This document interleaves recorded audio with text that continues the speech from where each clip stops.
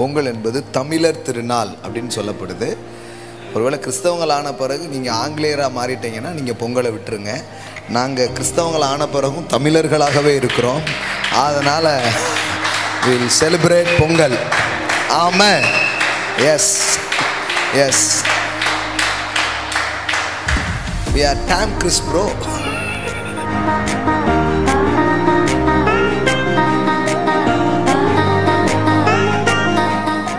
என் பாத்திரம் நிரம்பி, ஹல்லேலூயா.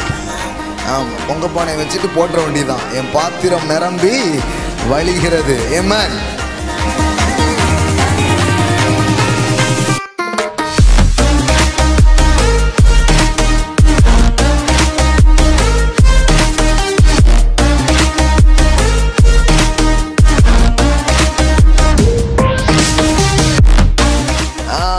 ஓவர்ஃப்ளோ எல்லாம் சொல்லுங்க. ஓவர்ஃப்ளோ அதாங்க பொங்கல். பொங்குது வழியுது. ஓவர்ஃப்ளோ. ஆமென். சில சொல்றாங்க இதெல்லாம் ஓவரா இருக்கு அப்படி. அதான் பைபிள்ல எழுத போட்டு ஓவர்ஃப்ளோ.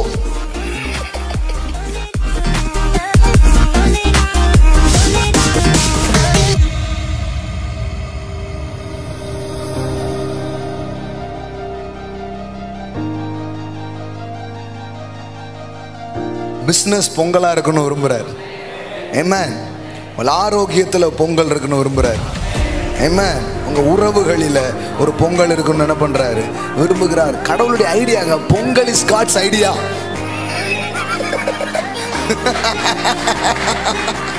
ஆமென். அந்த அடிமையின் நடுவில் அந்த அடிமையை மீட்கிறதுக்காக ஒரு ஹீரோ போவார். அதான் அந்த படம். நான் விசில் அடித்து தான் வந்தேன். இப்படிதான் என் இயேசு என் அடிமைத்தனத்தை மாற்ற அவர் இறங்கி வந்தார் அப்படின்னு. அவன் என்ட்ரான உடனே ஒருத்தன் ஓடி வந்து சொல்லுவான், இவன் தான் அந்த மனிதன். நான் என் ஒய்ஃப்ட்டு சொன்னேன், இவன் தான் ப்ராஃபட்.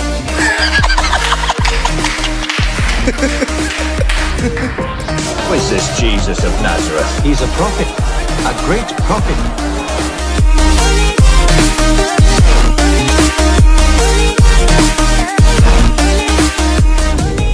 இதுக்கு கடவுள் இறங்கணும், ஏன் விடுதலை ஆக்கணும், ஏன் அவங்கள கூட்டிட்டு போகணும்? விட்டுருக்கலாமா? அப்படியே நீ அடிமையா இருக்க பிறந்தவன் கிடையாது. ஆமென். சப்ஸ்கிரைப் பண்ணுங்க. தொழில்னாலே அழுத்தம்னு சொல்லிட்டு இருக்கிறதுக்கு நடுவில் இல்லை, ஆனந்தமாய் அதை நாம் செய்யலாம் அப்படிங்கிறத நினைப்பிட்டு கொள்கிற ஒரு பண்டிகைன்னு கூட சொல்லலாம்.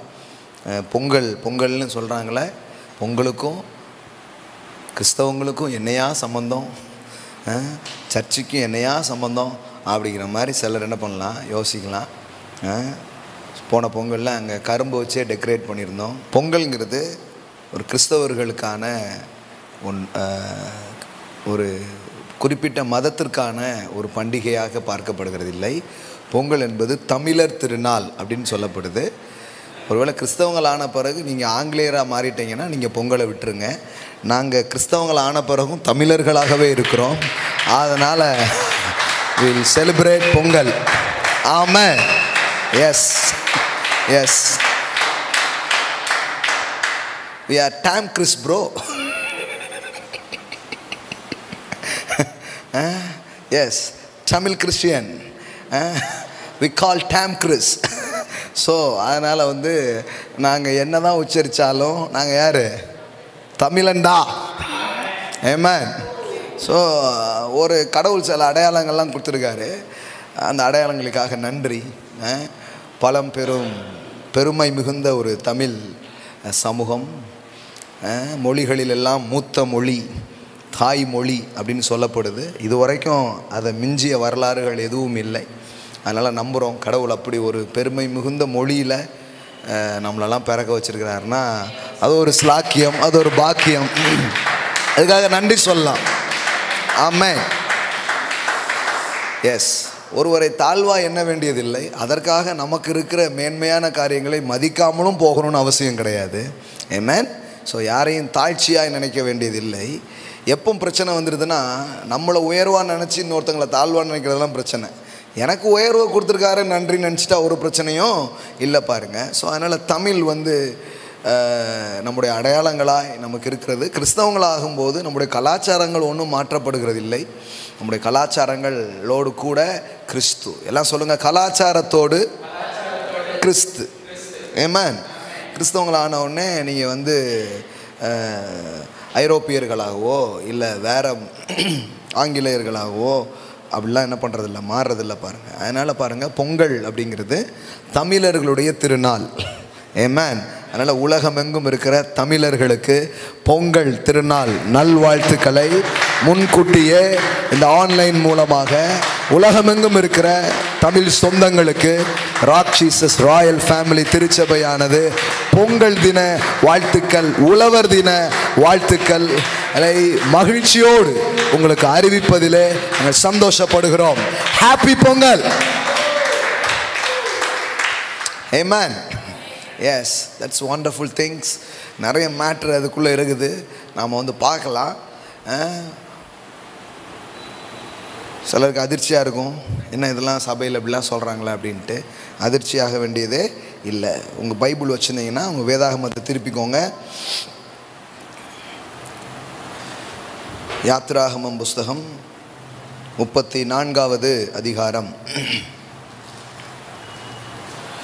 21ஆம் வசனத்திலிருந்து பாருங்கள். 6 நாள் வேலை செய்து 7ஆம் நாளிலே ஓய்ந்திருப்பாயாக. எல்லாம் சொல்லுங்கள், வேலை செய்து. ஸோ மனுஷனை கடவுள் ஒர்க் பண்ணும்படியா, வேலை செய்யும்படியா அவனுக்காக வைக்கிறார். வேலை செய்து 7ஆம் நாளிலே ஓய்ந்திருப்பாயாக. ஓய்வை யார் என்ஜாய் பண்ண முடியும்னா நல்லா வேலை செஞ்சவங்களால தான். தெரியுமா உங்களுக்கு? நல்ல வேலை செஞ்சவங்க போய் தூங்குவாங்க பாருங்கள், அந்த தூக்கம் அவ்வளோ என்ஜாய்மெண்ட்டாக இருக்கும். இது நடந்தால் தான் அது நடக்கும், இல்லைன்னா அந்த என்ஜாய்மெண்ட்டே வராது பாருங்களேன். 6 நாள் வேலை செய்து 7ஆம் நாளிலே ஓய்ந்திருப்பாயாக. 10 கட்டளையில் இது ஒரு கட்டளையாகவே இருக்குது, ஓய்ந்திருப்பாயாக. ஓய்வு, மனுஷனுக்கு ரெஸ்ட் ரொம்ப முக்கியம் அப்படிங்கிறத கடவுள் என்ன பண்ணுறார், சொல்கிறார். விதைப்பு காலத்திலும் அறுப்பு காலத்திலும் ஓய்ந்திருப்பாயாக. கோதுமை அறுப்பின் முதற் பலனை செலுத்தும் 7 வாரங்களின் பண்டிகையையும் வருஷ முடிவிலே சேர்ப்பு கால பண்டிகையையும் ஆசரிப்பாயாக. எல்லாம் சொல்லுங்கள், பண்டிகைகளை ஆசரிப்பாயாக. கடவுள் பாருங்கள், மனுஷனுக்கு உருவாக்கும் போது வேலை, ஓய்வு, அதுக்கப்புறம் பார்த்தீங்கன்னா அவனுக்கு செலிப்ரேஷன் தேவைன்னு அவர் விரும்புகிறார். ஆமென். எல்லாம் சொல்லுங்கள், ஃபெஸ்டிவல் அண்ட் செலிப்ரேஷன். கடவுள் பாருங்கள், அவங்களுக்கு நிறைய பண்டிகைகளை கொடுக்குறார். இஸ்ரவேல் ஜனங்களுக்கு நிறைய பண்டிகை இருக்குது. கூடார பண்டிகை, அப்ப பண்டிகை, பஸ்கா பண்டிகை. ஏன் பண்டிகையாக கொடுத்தாருன்னா லைஃப் இஸ் த ஃபெஸ்டிவல் அப்படிங்கிறத காட்டுறதுக்காக தான். எல்லாம் சொல்லுங்கள், வாழ்க்கையே ஒரு பண்டிகை. ஆமாம், வாழ்க்கையே நமக்கு பண்டிகையாக மாற்றுறதுக்கு தான் இயேசு வந்தார் பாருங்க. ஆமென். நம்ம ஆட்கள் ஏதாவது ஒரு நாள் தான் பண்டிகை நினைக்கிறாங்க. Whole life is a festival. எல்லாம் சொல்லுங்கள், லைஃப் இஸ் அ ஃபெஸ்டிவல். அதனால தான் திராட்சை ரசத்தை கொடுத்தார் இயேசு முதல் அற்புதத்தில். வாட் அதை எதை சிம்பிளைஸ் பண்ணுது? Enjoyment, pleasure. Amen. Wine represent pleasure. Amen. அதான் ஒயின் கொடுத்தார் ஃபர்ஸ்ட். ஆமென். நம்ம மாடலாக கிரேப் ஜூஸ் அப்படிங்கிறோம். No my friend, it's a wine. Amen. That means pleasure. இந்த ஒயின் தர்ற ப்ளஷர் எல்லாம் விட அவர் நமக்கு தர்ற ப்ளஷர் ரொம்ப பெருசு. அதை காட்டுறாரு. அதாவது ஒரு உண்மையை சொல்லணும்னா அந்த கலாச்சாரத்திலே சொல்லணும். அதனால் அவங்க கலாச்சாரத்தில் அதை என்ன பண்ணுறாரு, சொல்கிறாரு பாருங்கள், ப்ளஷர். எல்லாம் சொல்லுங்கள், ப்ளஷர். ஆமென். அப்போ பாருங்கள், கோதுமை அறுப்பின் முதற் பலனை செலுத்தும் 7 வாரங்களில் பண்டிகை. அதாவது வயலில் எது விளையுதோ அதை முதல்ல எடுத்துக்கிட்டு அந்த முதற் பலனை தேவனுடைய சமூகத்தில் என்ன பண்ணுவாங்களாம், செலுத்துவாங்களாம். அந்த பண்டிகை என்ன பண்ணுவாங்களாம், 7 வீக், 7 வாரங்கள் அதை என்ன பண்ணுவாங்களாம், செலிப்ரேட் பண்ணுவாங்களாம். எப்படி இருந்திருக்கும் பாருங்கள். மாத கணக்கில் பண்டிகை என்ன பண்ணிகிட்டே இருக்கு, தொடர்ந்துக்கிட்டே இருக்குமா. அப்புறம் வருஷ முடிவிலே சேர்ப்பு கால பண்டிகையையும் ஆசரிப்பாயாக. மனுஷனுக்கு பாருங்கள், ஒரு அடிமையாகவே வாழ்ந்துட்டான். அவனுக்கு ஒன்றும் தெரிய மாட்டேங்குது. அதனால தான் A to Z எல்லாத்தையுமே சொல்லி கொடுக்குறாரு. நீங்கள் இந்த அடிமைத்தனத்திலேருந்து விடுதலையான இஸ்ரவேலருக்கு பார்த்தீங்கன்னா ஈவன் பாத்ரூம் போகிறது எப்படிங்கிறது கூட சொல்லித்தரார். போனதுக்கப்புறம் என்ன பண்ணணும்னு சொல்லித்தரார். புரியுதா? டோட்டலாக அவன் வந்து ஒரு மிருகம் மாதிரியே ஆகிட்டான். ஒரு மாதிரி ஆனால் ஒரு மாதிரி ஆக்கிட்டாங்க. அந்த இப்போ நான் வரும்போது ஒரு டிவியில் இந்த கேஜிஎஃப்னு ஒரு மூவி ஓடிட்டு இருந்தது. அதில் வந்து ஒரு அடிமைகளை தங்க சுரங்கத்தில் வந்து கொஞ்ச நாள் என்ன பண்ணிடுவாங்க, போட்டு அடைச்சி வச்சுருவாங்க. அவங்க ஏதோ சோத்துமா மற்றபடி ஒரு அடிமை மாதிரியே வாழ்வான். அந்த அடிமையின் நடுவில் அந்த அடிமையை மீட்கிறதுக்காக ஒரு ஹீரோ போவார். அதான் அந்த படம். நான் விசில் அடித்து தான் வந்தேன். இப்படி தான் என் இயேசு என் அடிமைத்தனத்தை மாற்ற அவர் வந்து இறங்கி வந்தார் அப்படின்னு. அவன் என்ட்ரான உடனே ஒருத்தன் ஓடி வந்து சொல்லுவான், இவன் தான் அந்த மனிதன் அப்படின்ட்டு. நான் என் ஒய்ஃப்ட்ட சொன்னேன், இவன் தான் ப்ராஃபட்.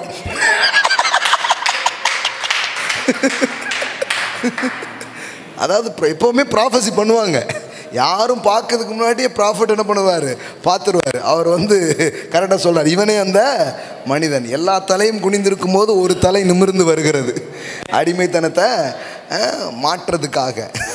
நல்லா கவனிங்க, என்ன சொல்லிட்டு இருந்தேன், அடிமையாகவே வாழ்ந்தாங்க. அதனால் அவங்களுக்கு வாழ்க்கையினால் என்னே தெரில பாருங்களேன். அதனால் ஒன்று ஒன்றா சொல்லித்தராரு. கொஞ்சம் ரெஸ்ட் எடுத்துக்கணும், அப்புறம் வந்து சேர்த்து வைக்கணும், அப்புறம் வந்து இந்த மாதிரி சாப்பிடு, இந்த மாதிரி இருன்னு கடவுள் வந்து அது ஒரு கட்டளை மாதிரி நமக்கு தெரியுது. இல்லை அவங்கள அப்படியே டெவலப் பண்ணுறாரு. எந்த ஒரு இதுலேயும் இல்லாத அளவுக்கு அவங்கள என்ன பண்ணுறாரு, அப்படியே டெவலப் பண்ணுறாரு. இன்றைக்கு வரைக்கும் யூதர்கள் பாருங்கள் முதன்மையானவர்களாக உலகத்திலே அவங்க இருக்கிறாங்க. இப்போ இந்த கல்ச்சரெல்லாம் யார் ஃபாலோ பண்ணுறா, ஜூ இன்றைக்கும் என்ன பண்ணுறாங்க, ஃபாலோ பண்ணி போயிட்டுருக்காங்க. நம்ம வந்து இதில் இருக்கிற இதை வந்து கட்டளை மாதிரி பார்த்துட்டதுனால நமக்கு இதெல்லாமே பாரமாயிடுச்சு. இதில் உள்ள கட்டளைகள் அல்ல, கிறிஸ்துவோடு கூட சேர்த்து இதெல்லாம் பார்த்தீங்கன்னா இது இருக்கிற செலிப்ரேஷன்லாம் நமக்கு சொந்தமாகிடும். ஆமென். ஆமாம். ஸோ அதனால் எல்லாமே சொல்லித்தரார் அவங்களுக்கு. வாழ்க்கையை வந்து கொண்டாடுறது எல்லாத்தையுமே அவர் சொல்லித்தரார். அப்போ ஒன்று சொல்லித்தராரு, கோதுமை அறுப்பின் முதற் பலனை செலுத்தும் 7 வாரங்களிலும் பண்டிகையையும் வருஷ முடிவிலே சேர்ப்பு கால பண்டிகையையும் ஆசரிப்பாயாக. எல்லாம் சொல்லுங்கள், அறுப்பு கால பண்டிகை, சேர்ப்பு கால பண்டிகை. ஆமென். எல்லாம் சொல்லித்தராரு. வருஷத்தின் முதல் தரம் உங்கள் ஆண் மக்கள் எல்லோரும் இஸ்ரவேலின் தேவனாகிய கர்த்தராகிய ஆண்டவரின் சந்நிதியில் வரக்கடவர்கள். நான் புறஜாதிகளை உங்கள் முன்னின்று துரத்திவிட்டு உங்கள் எல்லைகளை விஸ்தாரமாக்குவேன். வருஷத்தின் 3 தரம் உங்கள் தேவனாகிய கர்த்தருடைய சந்நிதிக்கு முன்பாக காணப்பட போயிருந்த போது ஒருவரும் உங்கள் தேசத்தை இச்சிப்பது இல்லை. நான் கிளம்பி போயிட்டு அங்கே யார் பார்த்துக்குவா, எல்லாம் நான் பார்த்துப்பேங்க. சிலருக்கு அதான் பயம், போட்டுட்டு போயிட்டா என்ன ஆயிரும், பிஸ்னஸை போட்டு போயிட்டா என்ன ஆயிரும், அது போட்டு இல்லை. தேவனை தேடுறதுக்காக ஒரு நேரத்தை ஒதுக்கி வைக்கும்போது அவர் சொல்கிறாரு, அதெல்லாம் போகாது, அது இச்சிப்பதில்லை, அதெல்லாம் கரெக்டாக இருக்கும் அப்படிங்கிறாரு. ஆமென். அதெல்லாம் நான் பார்த்துக்குவேன் அப்படிங்கிறார். ஆமென். போயிருக்கும்போது ஒருவரும் உங்கள் தேசத்தை இச்சிப்பதில்லை. எனக்கு இடும் பலியின் இரத்தத்தை புளித்த மாவுடன் செலுத்த வேண்டாம். பஸ்கா பண்டிகையின் பலியை விடிய காலம் வரைக்கும் வைக்கவும் வேண்டாம். எல்லாமே சொல்லித்தரார். 26 பாருங்க. உங்கள் நிலத்தின் முதல் எல்லாம் சொல்லுங்க, முதல் விளைந்த முதற் பலனை உங்கள் தேவனாகிய கர்த்தரின் ஆலயத்திற்கு கொண்டு வாருங்கள். வெள்ளாட்டுக்குட்டியையும் அதன் தாயின் பாலோடு சமைக்க வேண்டாம் என்றார். எல்லாம் சொல்லுங்க, முதற் பலன். இது என்னன்னா பாருங்க, அப்போவுமே ஆண்டவர் சொல்லி கொடுத்துருக்கிறாரு. இந்த அறுவடையின் பண்டிகை அப்படிங்கிற ஒரு மேட்ரை என்ன பண்ணிக்க இது நிறைய இருக்குது. இப்போது எடுத்தோன்னா இது ஆங்காங்கே ஏகப்பட்ட விஷயம் இது இருக்குது. இந்த அறுப்பின் பண்டிகை இது எல்லாமே இருக்குது. அப்போது நம்ம கலாச்சாரத்தில் கூட அந்த மாதிரி ஒரு விஷயம் இருக்கிறது ரொம்ப சந்தோஷம் பாருங்கள். என்னென்னா விளைந்த கிழங்கு வகைகள், பயிர் வகைகள், தானியங்கள், காய்கறி எல்லாத்தையும் எடுத்துகிட்டு வந்து என்ன பண்ணுறாங்க, நன்றி சொல்லுகிற ஒரு பண்டிகையாக செய்கிறார்கள். நாம் எங்கே வித்தியாசப்பட முடியும் அப்படின்னா, பொங்கலில் ஒரு வித்தியாசமும் இல்லை,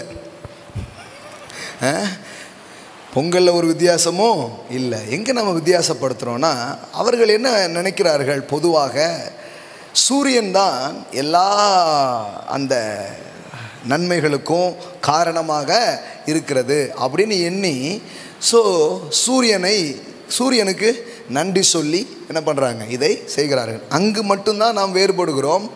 நாம் ஒன்றும் சூரியனை திட்டுறதில்லை. அதுக்காக சூரியனை படைத்தவரை துதியுங்கள், அவர் கிருபை என்றும் உள்ளது. ஆமென்.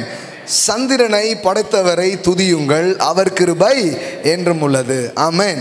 நாம் படைப்புகளை தொழுது கொள்ளாமல் படைத்தவரை தொழுது கொள்ளுகிறோம். அங்கே தான் வித்தியாசப்படுறோம். ஆமென். அதனால் பாருங்கள், நம்ம பொங்கல் கொண்டாட வேண்டியது இல்லை. அது ஒரு தமிழருடைய திருநாள். we can celebrate Pongal. எப்படி செலிப்ரேட் பண்ணணும்? பொங்கல்லாம் வச்சுட்டு, ஆண்டவரே சூரியனையும் பார்த்துக்கோங்க, இந்த சூரியனை படைத்தவருக்காக நன்றி, சந்திரனை படைத்தவருக்காக நன்றி, எல்லாத்தையும் எனக்கு உண்டு பண்ண ஊற்று அவராக இருக்கிறார், அவர்தான் ஆதாரமாக இருக்கிறார், அவர்தான் தெய்வமாக இருக்கிறார் என்று சொல்லி அவருக்கு நாம் நன்றி செலுத்துவோம்னா அது ஒரு நல்ல பொங்கல் தான். அதனால் பொங்கலில் ஒரு தப்பும் கிடையாது. நம்ம ஆள்கள் பாருங்கள், இப்படி அர்த்தத்தோடு செய்கிறதுக்கு பதிலாக எல்லாத்தையும் விட்டுட்டு ஓடி போயிட்டாங்க. அதனால தான் என்ன ஆகி போயிடுச்சு, நம்மளால் நம்முடைய கலாச்சாரத்தில் நம்ம சுற்றி இருக்கிற உறவுகள், சொந்தங்கள், இவங்களுக்கெல்லாம் கிறிஸ்து சொல்ல வந்த சுவிசேஷம் எட்டாமலே போய்விட்டது. ஏன்னா நம்ம தான் எட்டாவது தூரத்துக்கு போயிட்டோமே. அதனால் எட்டாமலே போயிட்டு, பொங்கலா அது எங்களுக்கு வேண்டாம், பொங்கல் அப்படின்ட்டோம். நம்ம இப்போ சொல்கிறோம் வாங்கல் அப்படிங்கிறோம். ஆமாம்.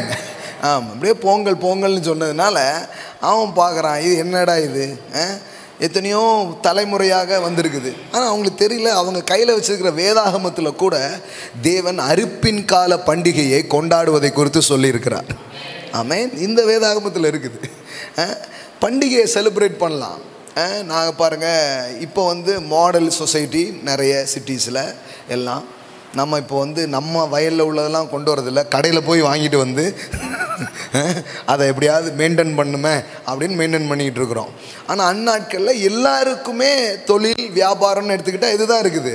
இந்த விவசாயம், நிலங்கள், அதிலிருந்து வர்றதில் தான் வருமானங்கள். வேறு எந்த விதமான தொழில் வாய்ப்புகளும் குறைவாக தான் இருக்கும். இது அப்படியே இருந்தால் கூட இது எல்லாருக்கிட்டையும் என்ன பண்ண இருக்கும். மற்ற தொழில்கள் ஒரு பக்கம் இருந்தாலும் விவசாயத்தோடு எல்லாருமே தொடர்புடையவர்களாக தான் இருந்தாங்க. வீடு, நிலம் என்பது எல்லாருக்குமே அப்படி என்ன பண்ணியிருக்குது, இருந்து வந்திருக்குது. இல்லைன்னா அதில் வேலை செய்கிறவங்களாக இருப்பாங்க, அதனோடு தொடர்புடையவங்களாக அவங்க இருந்திருப்பாங்க. அப்போ அப்படி வர்றதை எடுத்துகிட்டு தேவனுக்கு அவர்கள் படைத்து அவர்கள் நன்றி சொல்லுகிறது ஒரு வழக்கமாக இருந்திருக்குது பாருங்கள். அதனால தான் நீங்கள் பைபிளில் எடுத்து நிறைய பார்த்தீங்கன்னா அக்ரிகல்ச்சர் வேர்டாக தான் இருக்கும். உன் ஆடு மாடுகள், உன் மிருக ஜீவன்கள், இப்படியே தான் ஆண்டவர் என்ன பண்ணுவார், பேசுவார். யோபுவுக்கு எவ்வளோ ஆடு இருந்தது, மாடு இருந்ததுன்னு தான் பைபிளில் இருக்கும். அப்படி தான் இருக்குது. அப்போ டோட்டலாக நீங்கள் பார்த்தீங்கன்னா ஒரு அக்ரிகல்ச்சர் பேக்ரவுண்ட்ஸில் தான் வேதாகம நாட்களே இருந்திருக்குது. அங்கே சொல்லப்பட்டிருக்கிற ஆசீர்வாதம், அங்கே வர்ற எல்லாத்தையும் பார்த்தீங்கன்னா, உன் ஆலைகளில் திராட்சரசம் புரண்டு ஓடும். ஆலைன்னா அன்றைக்கி பார்த்தீங்கன்னா ஒலிவ கொட்டைகளை அப்படியே புழிஞ்சு எண்ணெய் எடுப்பாங்க. திராட்சை இதை இது பண்ணி அதில் ரசத்தை என்ன பண்ணுவாங்க, எடுப்பாங்க. இப்படி எல்லாமே விவசாயம் சம்மந்தப்பட்ட தொடர்புடைய ஒன்றாக இருந்தது பாருங்கள். அப்படி தான் இருந்திருக்கிறாங்க. இன்றைக்கி கொஞ்சம் நவீனத்தில் அதை விட்டு வெளியே போயிட்டு மறுபடியும் எப்படிரா விட்டதை பிடிக்கலாங்கிற மாதிரி என்ன பண்ணியிருக்குது, ஒரு நிலை அங்கே கொஞ்சம் என்ன பண்ணியிருக்குது, உருவாகிருக்கிறது. கர்த்தர் பாருங்கள், இதெல்லாம் வைத்துக்கொண்டு இதெல்லாம் வேதாகமத்தில் சொல்லப்பட்டிருக்குது. அப்போ அந்நாட்களில் மக்கள் இப்படி செலிப்ரேட் பண்ணுறத நாம் வேதாகம நாட்கள் என்ன பண்ணுறோம், பார்க்குறோம். அதை கொண்டு படைப்பது, தேவனுக்கு செலுத்துவது. இன்றைக்கி நம்ம அப்படி பண்ணுறதில்ல. ஆனால் சில பேர் இன்னும் விவசாயம் சொந்தமாக வச்சுருக்குறாங்க. இப்போ நான் அன்றைக்கி கல்லிடைக்குறிச்சிக்கு போயிட்டு வரும்போது கிழங்கெல்லாம் நிறைய கொண்டு எனக்கு கொடுத்தாங்க. பையிலெல்லாம் நிறைய வந்துச்சு. இன்றைக்கி ரேச்சல் அம்மாவுக்கு எனக்கு எல்லாம் அந்த கிராமத்தில் எல்லாம் மக்கள் கொண்டு கொடுத்தாங்க. அப்போ நான் சின்ன வயசில் நாங்கள் பண்ணி எடுத்ததெல்லாம் இப்போ யோசித்து பார்த்துட்டு இருந்தேன் நான். ஸோ பனங்கிழங்கெல்லாம் கொண்டு என்ன பண்ணாங்க, கொடுத்தாங்க. அப்போது இன்றைக்கி ஒருவேளை நேரடியாக நம்ம அப்படி இல்லாட்டா கூட அந்த ஆட்டிடியூடு ரொம்ப நல்ல ஒரு ஆட்டிடியூடு. என்ன ஆட்டிடியூடு, ஒரு அறுவடைன்னு ஒன்று வருதுன்னா, அல்லது ஒரு வருமானம் நமக்கு ஒன்று வருதுன்னா, ஒரு உற்பத்தியில் முதலாக ஒன்று வருகிறது என்றால் அதை நாம் தேவனிடத்தில் கொண்டு வந்து தேவனுக்கு நன்றி சொல்லுகிற ஒரு வழக்கம் சிறப்பானது. அது வேதாகமத்தின் வழக்கமாக அது இருக்கிறது. ஆமென். அதில் ஒரு மாற்றமும் செய்ய வேண்டியது இல்லை. பாருங்கள் எப்படி போட்டிருக்கு பாருங்கள். 26, உங்கள் நிலத்தில் முதல் விளைந்த முதற் பலனை உங்கள் தேவனாகிய கர்த்தரின் ஆலயத்திற்கு கொண்டு வாருங்கள். அப்போது தேவனை நாம் தொழுது கொள்ளுகிற, தேவன் ஆராதிக்கிற அந்த இடத்துல கொண்டு வந்து செலுத்துறது ஒரு பண்டிகையாகவே அவர்கள் ஆசரிக்கிறார்கள். கிட்டத்தட்ட 7 வாரம் அது நடக்குமா? 7 வாரம் நடக்குது. ஆட்டெல்லாம் ஒரு நாள் பிடிச்சிட்டு போகிறது, அப்புறம் நிலங்களில் உள்ளதை கொண்டு வர்றது, இப்படி வகை வகையாக என்ன பண்ணியிருக்காங்க, செலுத்தி பயங்கரமாக என்ன பண்ணியிருக்கிறாங்க, செலிப்ரேட் பண்ணியிருக்கிறாங்க பாருங்கள். ஸோ அதனால் நாம் இது வேதத்துக்கு முரணான ஒரு காரியம் கிடையாது. நாம் படைத்தவருக்கு நன்றி சொல்லுவோம் என்றால் அந்த பொங்கலில் எந்த தப்பும் இல்லைங்கிறத புரிஞ்சுக்கணும். பாருங்கள், படைப்புகளை மனிதன் தொழுது கொள்கிறான். ஆனால் மனிதனுக்கு ஒரு செய்தி புரியணும். இந்த படைப்புகள் தன்னால் என்ன பண்ணல, வரல. இதை செய்த ஒருவர் இருக்கிறார், அவருக்கு நாம் நன்றியாக இருக்க வேண்டும். படைப்பை நாம் பேணி பாதுகாக்க வேண்டும். அதுக்காக சூரியனை போய் திட்டிட்டு இருக்குன்னு அவசியம் கிடையாது. சூரியனை நீலாம் என்னத்துக்கு, என் ஆண்டவர் போதும் அப்படிலாம் சொல்ல வேண்டியதில்லை. அது தேவைன்னு தான் என்ன பண்ணியிருக்கிறாரு, தொங்க விட்டுருக்காரு, இருக்கட்டும். அதுக்கப்புறம் நம்முடைய உழைப்பு, நம்முடைய பிரயாசம், நம்முடைய வாழ்க்கையின் காரியங்கள், இது எல்லாமே நம்மால் மட்டுமே நடக்கலை. அதுக்கு சில காரியங்கள் அதுக்கு காரணமாக இருக்கிறதுங்கிறத உணர்ந்து கொள்ளணும். அப்படிங்கிறதுக்காக நம்ம உபயோகப்படுத்துகிற உபகரணங்கள், மாடு, இது எல்லாத்தையும் என்ன பண்ணுறோம், யூஸ் பண்ணுறோம். அதை கூட அந்த நாளில் என்ன பண்ணுறாங்க, கொஞ்சம் கவனமாக பார்த்துக்கணும். ஏன்னா என்னுடைய வெற்றி என்னால் மட்டுமே என்ன பண்ணல, வரல. என்னோடு கூட சிலர் என்ன பண்ணியிருக்கிறாங்க, ஒத்துழைத்திருக்கிறாங்க. அவங்களையும் நான் நினச்சி பார்க்குறேன். அப்படிங்கிறது ஒரு அற்புதமான ஒரு நாள் பாருங்கள். ஆமென். அப்போ எல்லாமே நன்றி தான். எல்லாம் சொல்லுங்கள் நன்றி. நல்ல தேவனுக்கு நன்றி. அடுத்தால நம்ம சுற்றிலும் இருக்கிற உங்களுக்கு நன்றி. அப்புறம் ஒரு நாள் காணும் பொங்கல்னு வச்சு, வேலையில் ரொம்ப பிஸியாக இருந்துட்டேன் பாஸ், இப்போ எப்படி இருக்க அப்படின்னு போய் எல்லாரையும் பார்த்து உறவுகளை பேணி காக்க வேண்டும் அப்படிங்கிற ஒரு முக்கியத்துவம். அது ரொம்ப நல்ல விஷயம் பாருங்கள். உறவுகளே தேவையில்லைன்னு நினைக்கிற உலகத்துக்கு நடுவில் இந்த மாதிரிலாம் ஒரு அற்புதமான பாரம்பரியத்தை நம்முடைய முன்னோர்கள் வைத்திருக்கிறார்கள். அதுக்காக ஆண்டவருக்கு நன்றி சொல்லலாம். ஆமென். அதெல்லாம் ஒன்றும் தப்பு கிடையாது பாருங்கள். சும்மா கிறிஸ்தவங்களானோடனே என்னமோ எங்கேயோ இருந்து குதிச்ச ஆள் மாதிரி ஆயிடக்கூடாது. ஆமாம், நல்ல ஒரு அற்புதமான ஒரு பாரம்பரியத்தை கடவுள் நமக்கு என்ன பண்ணியிருக்கிறாரு, கொடுத்துருக்கிறாரு. அர்த்தத்தோடு செய்யணும், அவ்வளோதான். ஆமாம், காணும் பொங்கல் அப்படின்னு என்ன பண்ணுறாங்க, அதை கொண்டாடுறாங்க. இந்த நாட்களில் விளையாட்டு, வீர விளையாட்டு, மாடுபிடி, அதுக்கே ஒரு புரட்சிலாம் பண்ணி ஜல்லிக்கட்டை கொண்டு வரதுக்குள்ளே படாத பாடுபட்டு இளைஞர்கள் ஏராளமாக எழுச்சி விட்டு மறுபடியும் அதை கொண்டு வந்தாங்க. ஆமென். Praise God. நான் அந்த டைமில் அதுக்கு ஆதரவாக ஒரு மெசேஜ் பேசினேன். விட்டாங்க பாருங்கள் நம்ம ஆட்கள் கல்ல. என்ன இவர் ஜல்லிக்கட்டுக்கு ஆதரவாக ஒரு பிரசங்கம் பண்ணியிருக்காரு அப்படின்ட்டு. அப்போ தான் அந்த 7 மவுண்டன் நான் பேசிகிட்டு இருக்கிறேன். அது கரெக்டாக வந்தது அந்த டைமில். ஸ்போர்ட்ஸு, விளையாட்டு, இதை பற்றிலாம் பேசும்போது ஜல்லிக்கட்டை பற்றி என்ன பண்ணேன், பேசினேன். இதெல்லாம் எவ்வளோ தேவை அப்படின்னு சொல்லிட்டு என்ன பண்ணோம், பேசணும். ஸோ நிறைய காரியங்கள் இருக்குது பாருங்கள். எல்லாம் சொல்லுங்கள், கலாச்சார மாற்றங்கள் அவசியமே இல்லை. ஆமென். ஆமாம். ஸோ அப்டேஷனாக சிலதை பண்ணிக்கிட்டாலும், இப்போ பாருங்களேன், பேண்ட்டு போட்டுக்கிறீங்க, டெய்லி வேஷ்டி உடுத்துறது இல்லை. அதுக்காக வேஷ்டி உடுத்துறது தப்புன்னு சொல்லவே முடியாது பாருங்கள். அப்பப்போ வாய்ப்பு இருக்கும் பொழுது அதை என்ன பண்ணலாம், நினைவு கூர்ந்து காரியங்கள் என்ன பண்ணலாம், செய்யலாம். ஸோ பொங்கலில் ரொம்ப நிறைய மேட்ரு. படைத்தவருக்கு நன்றி சொல்கிறது, நம்முடைய வெற்றிக்கு காரணமாக இருந்தவங்களுக்கெல்லாம் நன்றி சொல்கிறது, சொந்தங்கள் உறவுகளெல்லாம் சந்திக்கிறதுலாம் ஒரு அற்புதமான ஒரு காரியம். ஸோ கிராட்டிடியூட், எல்லாம் சொல்லுங்கள் கிராட்டிடியூட். அது ரொம்ப ரொம்ப முக்கியமான ஒரு விஷயம். அது மட்டும் இல்லை, இந்த பொங்கல் பானையை வச்சு பொங்கி வழிதெல்லாம் அற்புதமான ஒரு சில விஷயத்தை அர்த்தப்படுத்துகிற ஒரு காரியம். பாத்திரம் நிரம்பி, பைபிளில் எவ்வளோ பொங்கல் வசனம் இருக்குது தெரியுமா? அதை நம்ம கிறிஸ்தவங்கிட்ட சொன்னால் பொங்கலுங்கிறாங்க நம்மளை பார்த்து. என் பாத்திரம் நிரம்பி, அல்லேலூயா. ஆமாம், பொங்கப்பானை வச்சுட்டு போட்டுற வேண்டியதுதான், என் பாத்திரம் நிரம்பி வழிகிறது. ஆமென். அது மட்டும் இல்லை பாருங்கள், ஒவ்வொருத்தரும் ஒவ்வொருத்தரை பார்த்து கேட்குறாங்க பாருங்கள், உங்கள் வீட்டில் பொங்குச்சா அப்படின்னா என்ன அர்த்தம் பாருங்களேன். ஏதோ எனக்கு பொங்குச்சு அப்படிங்கிற எண்ணெல்லாம் தாண்டி எனக்கு பொங்கினது மட்டும் இல்லைப்பா உனக்கும் பொங்கணும் அப்படிங்கிற ஒரு இதில் மற்றவங்களும் என்ன பண்ணுறாங்க, விசாரிக்கிறாங்க. உனக்கு பொங்குச்சா, உனக்கு இதாச்சா அப்படின்னு என்ன பண்ணுறாங்க, கேட்குறாங்க பாருங்கள். ஸோ ஒரு நல்ல அடையாளம். நிரம்புதல் மட்டுமல்ல, பொங்குதலும் பொங்கி வழிதலும் அவசியம். ஆமென். ஆமாம் பாருங்கள், தரித்திர கிறிஸ்தவத்தை நம்பாதீங்க, பொங்கலை நம்புங்க. ஆமென். ஆமாம். ஸோ பொங்கி வழிகிறது அப்படிங்கிறதான். ஸோ இயேசு எங்கெல்லாம் இருந்தாரோ அங்கெல்லாம் பொங்குச்சு வழிஞ்சிச்சு. ஆமென். எல்லாம் சொல்லுங்கள், பொங்குச்சு வழிஞ்சிச்சு. ஆமென். படகுல ஏறிச்சாருன்னா அந்த படகு என்ன பண்ணுது, நிரம்பி வழியுது. அவ்வளோதான். ஒரு மனுஷனுடைய வாழ்க்கைக்குள்ளே போனால் அந்த வாழ்க்கை நிரம்பி வழியுது. பாருங்கள், சிந்த பண்ணுகிற தேவன், நிரம்பி வழிய பண்ணுகிற ஒரு தேவனை நாம் தொழுது கொண்டு இருக்கிறோம். ஆமென்.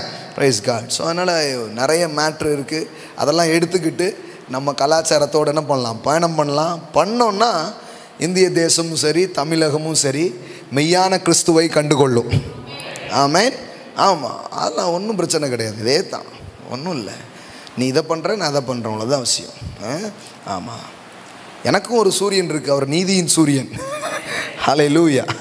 ஆமாம், அவர் பேர் சூரியன் தான், அவர் நீதியின் சூரியன். அவரை நான் தொழுது கொள்கிறேன், அவரை ஆராதிக்கிறேன் அப்படிங்கிறது தான் காரியமாக இருக்குது பாருங்கள். ஓகே. ஸோ தேங்க் காட், ஒரு தமிழர்களாய் ஒரு இருக்கிறதுலையும் வேத வசனத்தின் அடிப்படையில் இப்படி நன்றியை நினைவு கூறுறது. பைபிள் வந்து நன்றி உணர்வை பற்றி நிறைய பேசுது இல்லையா. நன்றி அறிதல் உள்ளவர்களாய் இருங்கள் அப்படின்னு போட்டிருக்குது. கடவுளுக்கு மட்டும் இல்லை, யாருக்கும் இருக்கணும், மனிதர்களுக்கும் இருக்கணும். கடவுளுக்கு முதற் பலனை கொண்டு வந்து நன்றி செலுத்துகிறோம். ஏன் தசம பாகங்களை கொண்டு வருகிறோம்? அது ஒரு நன்றியின் அடையாளமாக இருக்கிறது. அது புதிய ஏற்பாடா பழைய ஏற்பாடா பிரதர்? எந்த ஏற்பாட்டிலையும் நன்றி இருக்கு. புரியுதா உங்களுக்கு? புதிய ஏற்பாடா பழைய ஏற்பாடா? அது நியாயப்பிரமாணமாக, அது கிருபையா? அவ்வளோ கேள்வி கேட்குறாங்க பாருங்கள். எதுக்கு தெரியுமா? கொடுக்க வேண்டாம்னு யாராவது சொல்லிட மாட்டாங்களாங்க தான் அவ்வளோ கேள்வி. அவங்க எந்த ஆன்சர் எடுத்துக்குவாங்க தெரியுமா?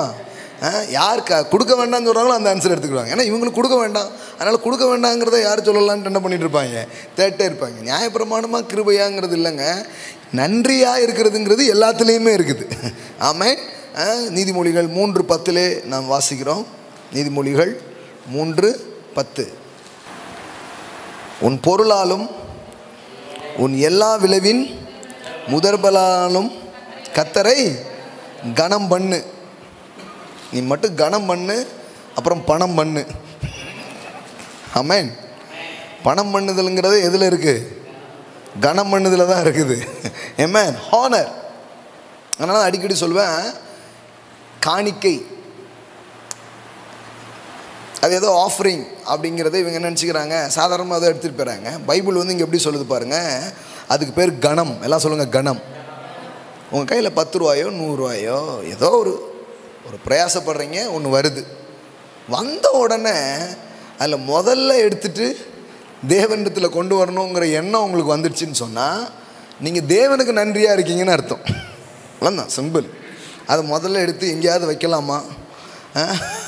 அதை முதல்ல எடுத்துகிட்டு எங்கள் வாயில் போடலாமான்னு நீங்கள் யோசித்தீங்கன்னா இதை நம்ம இன்னும் என்ன பண்ணல, கற்றுக்கவே இல்லைன்னு அர்த்தம்.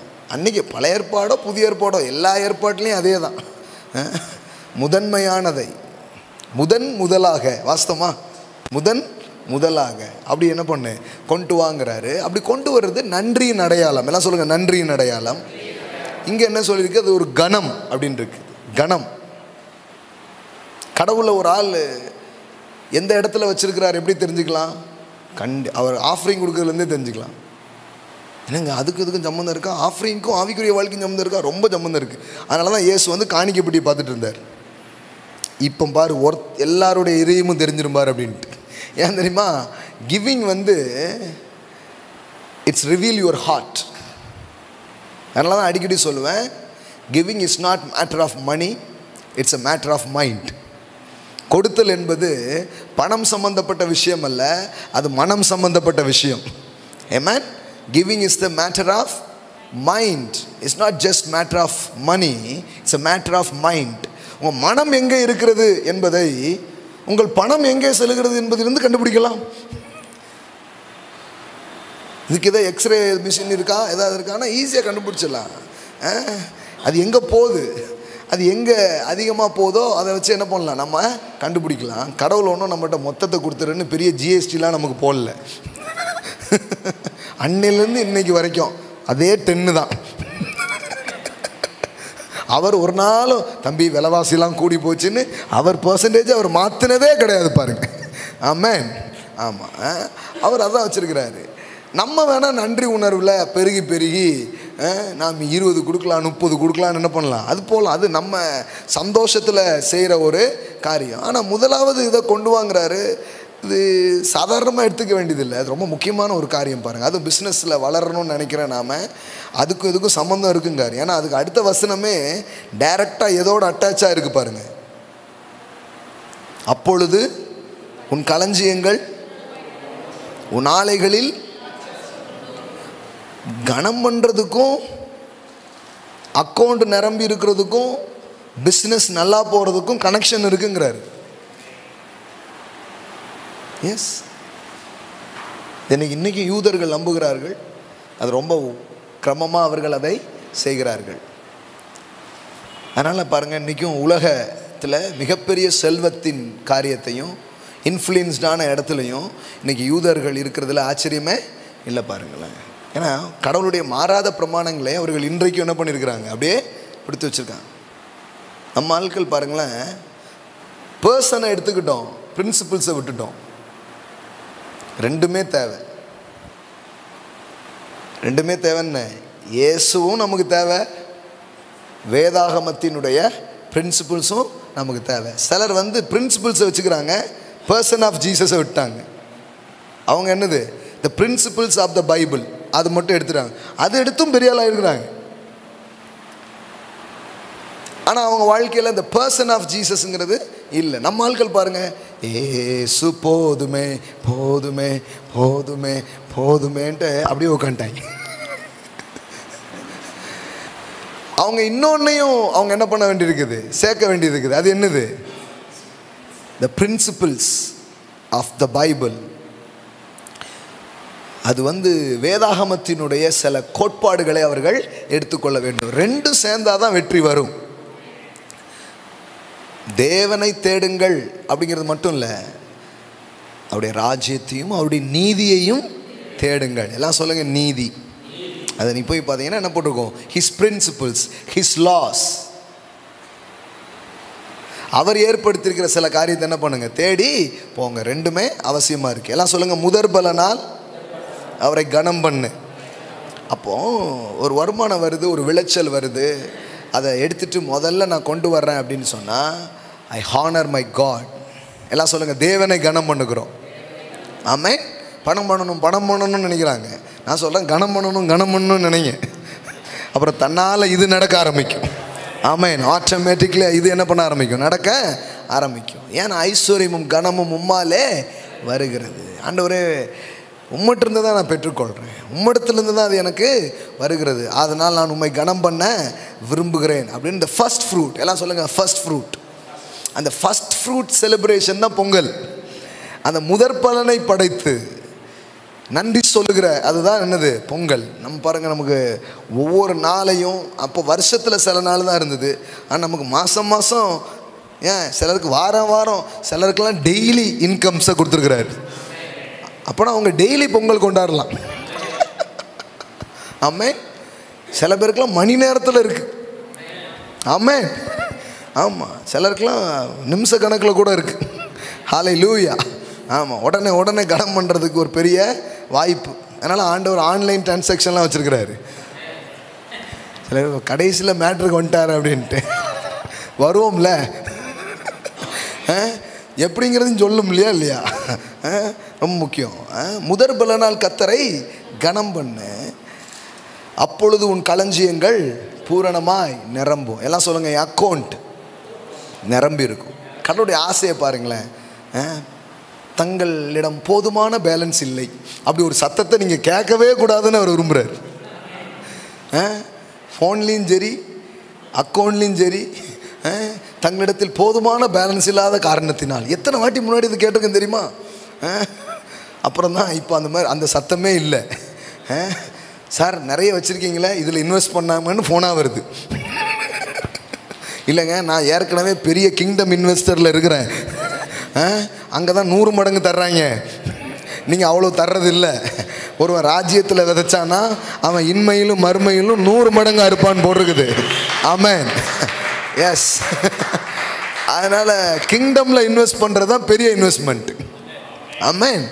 அதனால் பாருங்கள், சுவிசேஷத்துக்காக நீங்கள் விதைக்கிறீங்க பார்த்தீங்களா, அது சாதாரணமானது கிடையாது. நீங்கள் ராஜ்யத்திலே இணைஞ்சிட்டீங்க. வளர்கிற நிறுவனத்தின் பங்குகளை வாங்குங்கள் அப்படிங்கிறாங்க பாருங்களேன். நீங்கள் நம்புறீங்களா தேவனுடைய ராஜ்யம் வளருதுன்ட்டு? இதில் பங்குதாரராக இருந்தீங்கன்னா உங்கள் ஷேர் நாளைக்கு வேறு லெவலில் இருக்கும். Amen. It's true my friend. உண்மை. என்ன இப்படி பச்சையாக சொல்கிறீங்க அப்படின்ட்டு? நீங்கள் பச்சையாக வாழ்க்கை பசுமையாகணும் தான் நான் பேசிகிட்டு இருக்கிறவளோ. சில பேர் பாருங்களேன், முழுங்கி பேசுவாங்க, பைசான்னே சொல்ல மாட்டாங்க. ஜோம் பண்ணிக்கோங்க பிரதர் அப்படிம்பாங்க. சரி பிரதர். இல்லை பிரதர், ஜோம் பண்ணிக்கோங்க அப்படிம்பாங்க. பிரதர் அதான் ஜோம் பண்ணிக்கிறேன்ல, இல்லை நல்ல ஊக்கமாக ஜோம் பண்ணுங்க அப்படிம்பாங்க. அப்படின்னா என்ன அர்த்தம்னா காசு தேவை. அது வாயை திறந்து சொல்ல வேண்டியதானே, ஏன் அது என்ன கெட்ட வார்த்தையாக எதுவும் அப்படிங்கிற மாதிரி ஆகிப்போச்சு பாருங்களேன். அதனால் நாம் ஆரம்பத்தில் முடிவு பண்ணேன், இதை பற்றிய கூச்சத்தை முதல்ல உடைக்கணும். ஆமென். ஆமாம். பணமோ பாலியலோ தைரியமாக பேசணும். எதெல்லாம் பேச வைக்கப்படுறோமோ அப்புறம் அது இல்லாமல் வைக்கப்பட்டு இருக்கிறாங்க மக்கள். கரெக்டாக பேசணும் பாருங்களேன். அவன் எல்லாம் கரெக்டாக பேசிகிட்டு இருக்கிறாங்க. சபைகள்லையும் அது ரொம்ப அழகாக பேசணும். இயேசு எல்லாவற்றை பற்றி பேசினதை விட அவர் அதிகம் பேசினது பணத்தை பற்றி. தெரியாட்டா தெரிஞ்சுக்கோங்க. அதெல்லாம் அந்த ஸ்டாட்டிஸ்டிக்ஸ்லாம் நான் ஏற்கனவே இந்த 56 வகுப்பில் அந்த குறிப்புகளை உங்களுக்கு கொடுத்தேன். வேதாகமத்தில் ஜபத்தை பற்றி விசுவாசத்தை பற்றி போதித்ததை விட பொருளாதாரம் பணம் என்று பொருள் சம்பந்தமாய் பயன்படுத்தப்பட்ட வார்த்தைகள் 2000க்கும் அதிகமான வார்த்தைகள் பயன்படுத்தப்பட்டிருக்கிறது. மித்ததெல்லாம் 500 தான் இருக்குது. ஆனால் இதை பற்றி எவ்வளோ இருக்குது? அதனால் கடவுளுக்கு தெரியும் பாருங்கள். அவர் ஒரு மெட்டீரியல் வேர்ல்டை உண்டாக்கிட்டு மெட்டீரியல் வேண்டாம் பாரா, உண்டாக்குனதே என்னது தான், ஒரு மெட்டீரியலான ஒரு உலகத்தில் வச்சுக்கிட்டு இங்கே வந்து மெட்டீரியலே தேவையில்லை, தங்கம் தேவையில்லை, பணம் தேவையில்லைன்னு சொல்லவே மாட்டார். இன்னும் கடவுள் எப்படி பேசிகிட்டு இருக்கிறார் பாருங்கள். கிறிஸ்தவங்களுக்கு என்ன விவரம் இருக்குன்னு தெரில. கர்த்தர் வந்து எப்படி அது பெருக்கலான்னு பேசிக்கிட்டு இருக்கிறார். ஹலோ, தர்றது மட்டும் இல்லை, அது எப்படி பெருகுன்னு சொல்லி கொடுத்துக்கிட்டு இருக்கிறார். இங்கே வேண்டான்னு கொஞ்சம் பேர் நினச்சிட்டு இருக்கும்போது அவர் சொல்கிறாரு, உனக்கு முதல்ல கொஞ்சம் தரேன், ஆனால் அந்த வரும்போதே நீ உன் ஆட்டிடியூடை கொஞ்சம் நல்லா வச்சுக்கிட்டே வா, கத்தரை கனம் பண்ணிக்கிட்டே வா. கனம் பண்ண 100 ரூபா தான் கிடைக்கும், பரவாயில்ல, அதுலேருந்து கனம் பண்ண ஆரம்பி. 1000 தான் கிடைக்கும், அதுலேருந்து கனம் பண்ண ஆரம்பி. அந்த தேவனுடைய ஆலயத்துக்கு கொண்டு வந்து அந்த முதற் பலன் என்ன பண்ணு, செலுத்து பண்ணிகிட்டே இருப்பார். உன்னுடைய இன்க்ரீஸ்க்கு நான் கேரண்டிங்கிறார். அப்பொழுது உன் களஞ்சியங்கள் நிரம்பும். ஆமே, உன் அக்கௌண்ட்டு நிரம்பும். பாருங்களேன், அன்றாடம் காட்சி தான் நம்முடைய வாழ்க்கையாக இருக்கணும்னு கடவுள் விரும்புனா இந்த மாதிரி பிரின்சிபிள்ஸ்லாம் நமக்கு சொல்லிக் கொடுக்க வேண்டியதே. கடவுள் ஒன்றும் ரேஷன் சிஸ்டம் வைக்கலைங்க. டெய்லி வந்துட்டு என்ன பண்ணிக்கோ, இன்னைக்கு சாப்பிட்டால அதோட இருந்துக்கோ அப்படின்னா, இந்த களஞ்சிய நிரம்புதல்லாம் என்னத்துக்கு யோசித்து பாருங்களேன். தேவனுடைய ஐடியாவில் மண்ணாங்கிறதுலாம் கடவுளுடைய ஐடியா கிடையாது. பாலும் தேனும் ஓடுகிற நலமும் விசாலமுமான தேசம்தான் கடவுளுடைய ஐடியாவாக இருக்கிறது. ஆமென். அநேக கிறிஸ்தவங்களுக்கும் இன்னும் புரியாதது என்ன தெரியுமா? அன்றாட மன்னாவை, இன்றைய மன்னாவை, அனுதின அப்பத்தை, இதுவிலே இருக்கிறாங்க. இது கடவுளுடைய சித்தம் இல்லைன்னு பைபிளில் போட்டிருக்குது. அவன் அவிசுவாசத்தினாலும் கீழ்ப்படியாமைனாலும் அவன் வாழ்ந்தான், ஆனாலும் செத்து போயிடக்கூடாதுன்னு தினமும் சோறு போட்டான்டாங்கிறாரு. புரியுதா உங்களுக்கு? அவன் கீழ்ப்படியல, இப்போ கடவுளே இல்லைன்னு 4 பேர் சொல்லிட்டாலே தான், அதுக்காக கடவுள் வந்து அவனுக்கு சாப்பிட்டு போடாமல் இருக்காரா? நல்லா சாப்பிட்டுட்டு தெம்பா பேசுமவனே, குரல் ரொம்ப முக்கியம் அப்படிங்காரு. அவ்வளோ நல்ல தேவன் அவர். புரியுதா உங்களுக்கு? ஆமாம், அதனால போட்டிருக்குது, நன்றி அறிவு இல்லாதவர்களுக்கும் துரோகிகளுக்கும் அவர் என்ன பண்ணுறாராம்? நன்மை செய்கிறாராம். நன்றி அறிவு இல்லாதவன் துரோகி, அவனு கூட என்ன பண்ணுறாராம்?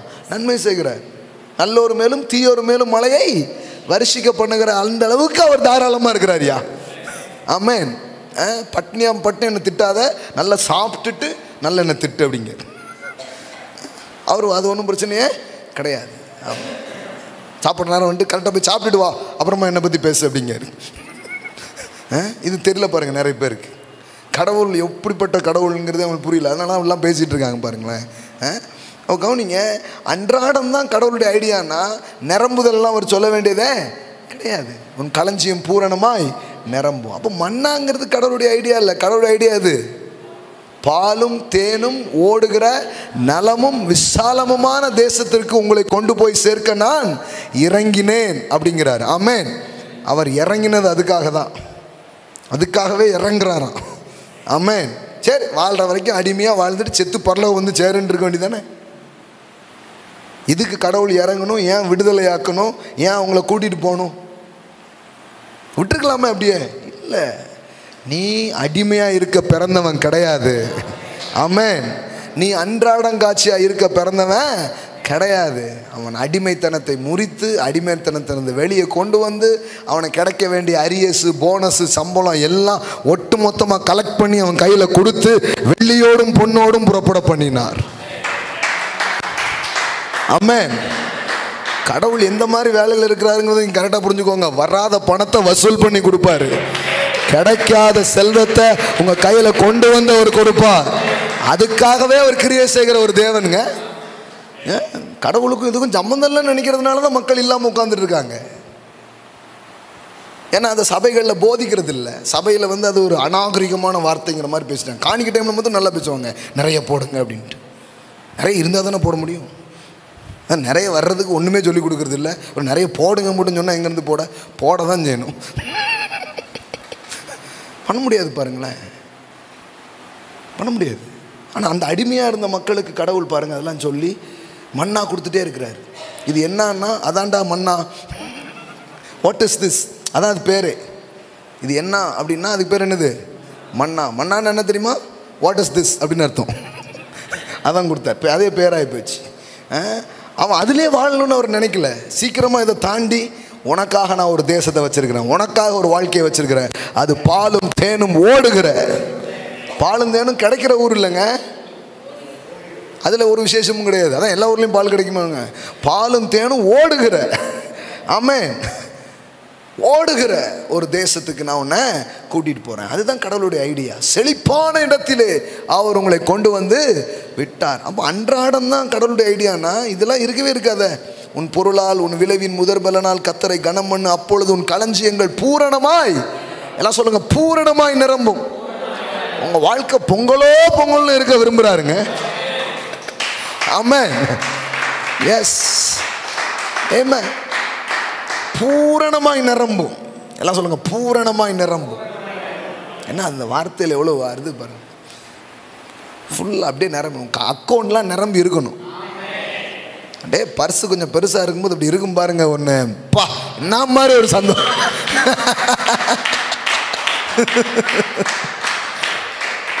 ரொம்ப நல்லா இருக்கும் பாருங்களேன். கடவுளை நம்ம தர விரும்புகிறார்.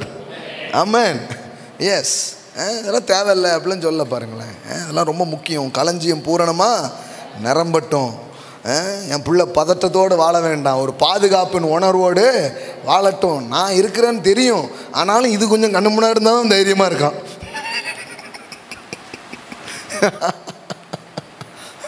புரியுதா புரியலையான்னு தெரில. பிள்ளை வளர்க்குறவங்களுக்கெல்லாம் தெரியும், எல்லாருக்கும். நம்ம இருக்கிறோம் தெரியும், ஆனால் கூட சில காரியத்தை நம்ம என்ன பண்ணுறோம், பிள்ளைகளுக்கு கொடுக்குறோம். சில இதெல்லாம் என்ன பண்ணுறோம், அவங்களுக்கு செய்கிறோம். அது நிமித்தம் தான் அவங்க பாதுகாப்பு என்ன பண்ணுறாங்க, உணர்றாங்க. அப்போ கடவுள் பாருங்கள் இதெல்லாம் நமக்கு தராரு. இதெல்லாம் தந்து கவலைப்படாதப்பா, நான் உனக்கு அதை தர்ற தேவன்கிறத நமக்கு சொல்கிறார். உன் பொருளாலும் உன் எல்லா விளைவின் முதற்பொருளாலும் அவரை கனம் பண்ணு, அப்பொழுது உன் களஞ்சியங்கள் பூரணமாய் நிரம்பும். உன் ஆலைகளில், ஆலைன்னா என்ன, உங்கள் பிஸ்னஸ், எல்லாம் சொல்லுங்கள் பிஸ்னஸ். கடவுள் வந்து பாருங்களேன் என் பிஸ்னஸ் பற்றி பேசுகிறாரு, உங்கள் பிஸ்னஸ் பற்றி பேசுகிறாரு. ஆமென். நாளைகளில் திராட்சரசம் புரண்டு ஓடுங்க, ஃப்ளோ. ஆமென். ஆங்கிலத்தில் ரொம்ப நல்லா வந்திருக்கு பாருங்க, ஓவர் ஃப்ளோ. எல்லாம் சொல்லுங்க ஓவர் ஃப்ளோ. அதாங்க பொங்கல். பொங்குது, வழியுது. ஓவர்ஃப்ளோ. ஆமென். சில சொல்றாங்க இதெல்லாம் ஓவரா இருக்க பிரதர். அதான் பைபிள்ல அப்படிதான் போட்டு ஓவர்ஃப்ளோ. ஜாஸ்தியா இருக்க, நீ கொஞ்சம் ஜாஸ்தியா சொல்லிடுறீங்க அப்படிங்கிறாங்க. இல்லைங்க ப்ரோ, பைபிளில் ரொம்ப ஜாஸ்தியாக சொல்லியிருக்கு. நாம் இன்னும் அந்த அளவுக்கு போகல, நம்ம கொஞ்சம் கம்மியாக தான் சொல்லிக்கிட்டு இருக்கிறோம். ஆனால் ஆண்டவர் சொல்கிறார் ஓவர் ஃப்ளோ. ஏங்க இதெல்லாம் நம்ம விரும்பலாமா விரும்பக்கூடாது? அதெல்லாம் ஆண்டவர் தான் சொல்கிறாரு. ஓவர் ஃப்ளோ ஆகும், களஞ்சியம் பூரணமாய் நிரம்பும். உன் ஆலைகளில் உன் பிஸ்னஸ் எப்படி இருக்கும்? உன் ஆலைகளில் திராட்சை ரசம். அப்படின்னா என்னன்னா, உன் வியாபாரத்தில் வந்து ஒரு பெரிய பெருக்கத்தை நீ பார்ப்ப அப்படிங்கிறது. ஆமென். இந்த பிக்சரை உள்ளே வச்சுக்கோங்க. என் பிஸ்னஸ் சாதாரணமாக இருக்காது. என்னுடைய வியாபாரம், என்னுடைய தொழில் வந்து ஒரு பெரிய அபிவிருத்தியாக, ஒரு பெரிய விருத்தியாக அது காணப்படும். ஓவர்ஃப்ளோ, புரண்டு ஓடும். ஏதோ கவலைப்படாதப்பா, அவன் வயிற்றுப்பாடு கழியும் அப்படி ஏதாவது வேதவசனம் இருக்கா? அப்படி இருந்தால் நம்ம அதை நம்பிட்டு பிரதர் இந்தியாவிலலாம் வயிற்றுப்பாடு தான் கழியுமா அப்படி நம்ம சொல்லி முடிச்சிருக்கலாம். ஆனால் அவர் சொல்கிறாரு புரண்டு ஓடும். அப்போ ஒரு பொங்கல் வாழ்க்கையை தான் உங்களுக்கு தர விரும்புகிறார். ஆமென். எஸ், வாழ்க்கையே பொங்கலாக தர விரும்புகிறார். ஆமென். உங்கள் பிஸ்னஸ் பொங்கலாக இருக்குன்னு விரும்புகிறார். ஆமென். உங்கள் ஆரோக்கியத்தில் பொங்கல் இருக்குன்னு விரும்புகிறார். ஆமென். உங்கள் உறவுகளில் ஒரு பொங்கல் இருக்குன்னு என்ன பண்ணுறாரு? விரும்புகிறார். கடவுளுடைய ஐடியாங்க. Pongal is God's idea.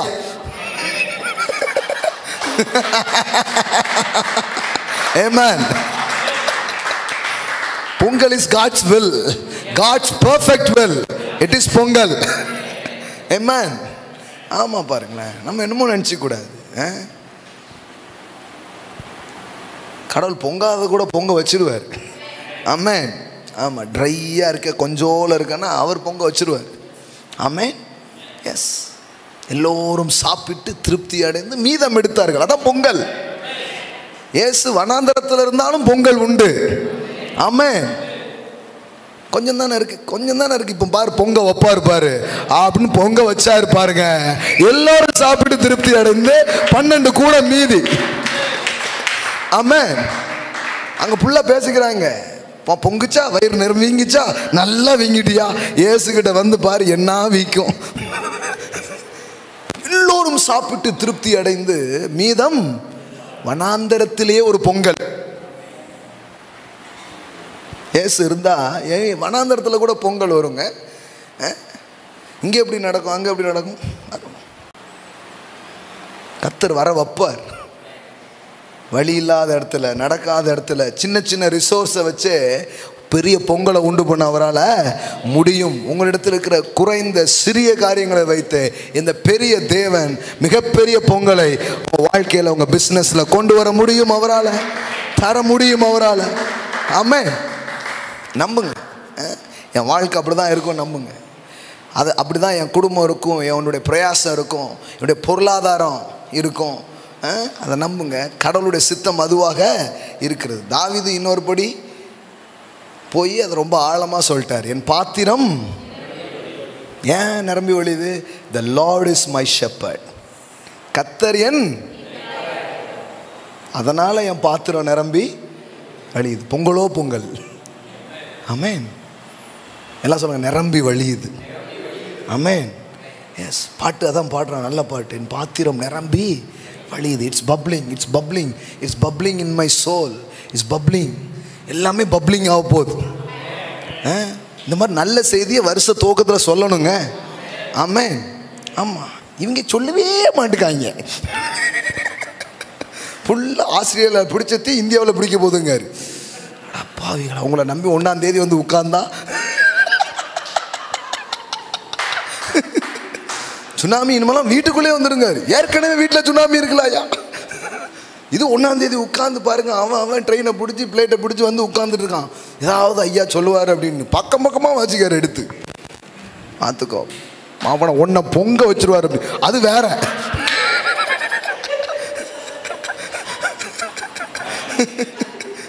அந்த மாதிரி பண்ணிடுவாருங்க. அவன் அப்படி பதறி போயிருக்கிறான்.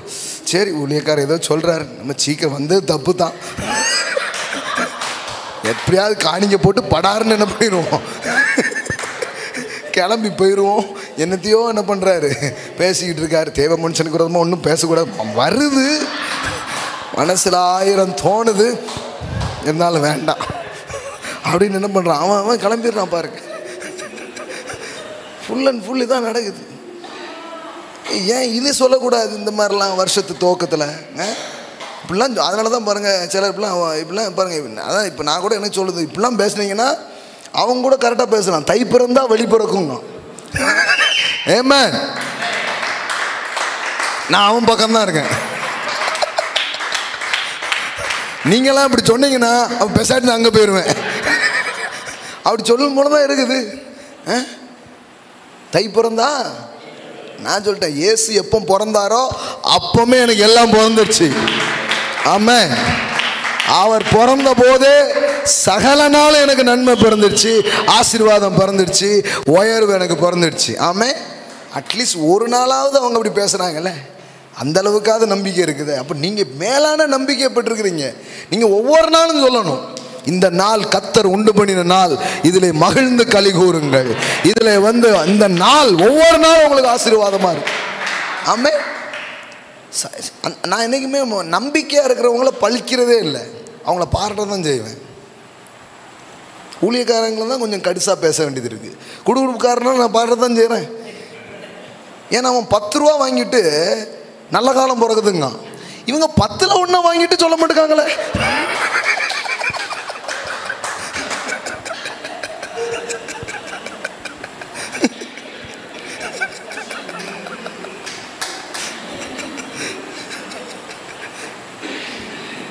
₹10 இங்கே தைத்து வர்றதெல்லாம் வர்றது எல்லாத்துலேயும் வாங்கிட்டு காலை உடைப்பார், கையை உடைப்பார், இந்த வருஷம் என்ன ஆகும் தெரியாதுன்னு ஒன்று பயங்காட்டி அனுப்புகிறாங்க. நீங்கள் அவன்கிட்ட ஒரு வருஷத்துக்கு இவ்வளோன்னு கொடுத்தீங்கன்னா டெய்லி காலையில் சொல்லிட்டு போய்டுவோம், உங்களுக்கு நல்ல காலம் பிறக்கும் சார் அப்படின்ட்டு. மங்களமானது காலையிலே காதில் கேட்கலாம். சப்ஸ்கிரைப் பண்ணுங்க. அது எவ்வளோ பெட்டருங்கிற மாதிரி ஆயிடுச்சுல்ல. பைபிளில் போட்டிருக்குது, செத்த சிங்கத்தை விட உயிரோடு இருக்கிற நாய் எவ்வளோ பெட்ரு. நீங்கள் இப்படி வருஷம் பூரா கெட்டு நான் சுண்ணாம்பா போ நீங்கள் சொல்கிறத விட அவன் எவ்வளோ பெட்ரு இல்லை? அப்படி தானே தோணுது. தை பிறந்தா வழி பிறக்கும். என்ன இதுக்கப்புறமா தான் எனக்கு வழி பிறக்கணும் ஒருத்தர் நம்புறானா? நான் ஒன்றும் நம்பிக்கை கெடுக்க விரும்பல. சூப்பர் பாஸ், இப்படியாவது நம்புங்க, நல்லா இருங்க. ஆனால் நான் இயேசுகிட்ட வந்திருக்கேன், அவர் இன்னும் மேலான நம்பிக்கை எனக்கு கொடுத்துருக்கிறாரு. என்ன நம்பிக்கை? வருஷத்தை நன்மையால் முடிசூட்டி அதன் பாதையெல்லாம் நெய்யாய் பொழிய செய்கிற ஒரு நல்ல தேவனிடத்தில் நான் வந்திருக்கிறேன். இந்த தேவன் தை மாதத்திற்கு மாத்திரம் எனக்கு நம்பிக்கையை தரல, ஆண்டு முழுவதற்கும் அவர் எனக்கு நம்பிக்கையை கொடுத்திருக்கிறார். வருஷத்தை, நாட் 6 months 3 months 4 months, வருஷத்தை நன்மையினால் முடிசூட்டி பாதையெல்லாம் நெய்யா ஊத்துங்கிறாரு, பொழியுங்கிறாரு. ஆமென். நீ போற இடத்துலலாம் பொழியும், உன் வழியெல்லாம் பொழியுங்கிறாரு. ஆமென். கால் வச்சிங்கன்னா சங்கின்னு போயிடுவீங்க, அதுவே உங்களை கொண்டு போயிடும். கடினமே கிடையாது, ட்ரையாக இருக்காது, அப்படியே வள்ளிக்கிட்டே போயிடுவீங்க. ஹல்லேலூயா. பாதையெல்லாம் நெய். வேதாகமம் எவ்வளோ உயர்ந்த நம்பிக்கையை கொடுக்குது. நம்பிக்கையை கட்டுற இடம் தான் ஒரு கூட்டமாக இருக்கணும், ஒரு சபையாக இருக்கணும், ஒரு பிரசங்கம். நீங்கள் எங்கேயுமே போய் உட்காருங்களேன், நம்பிக்கை பில்ட் ஆகலைன்னா ஒட்டிருங்க, ஜீவன் தப்போ ஓடிப்போ.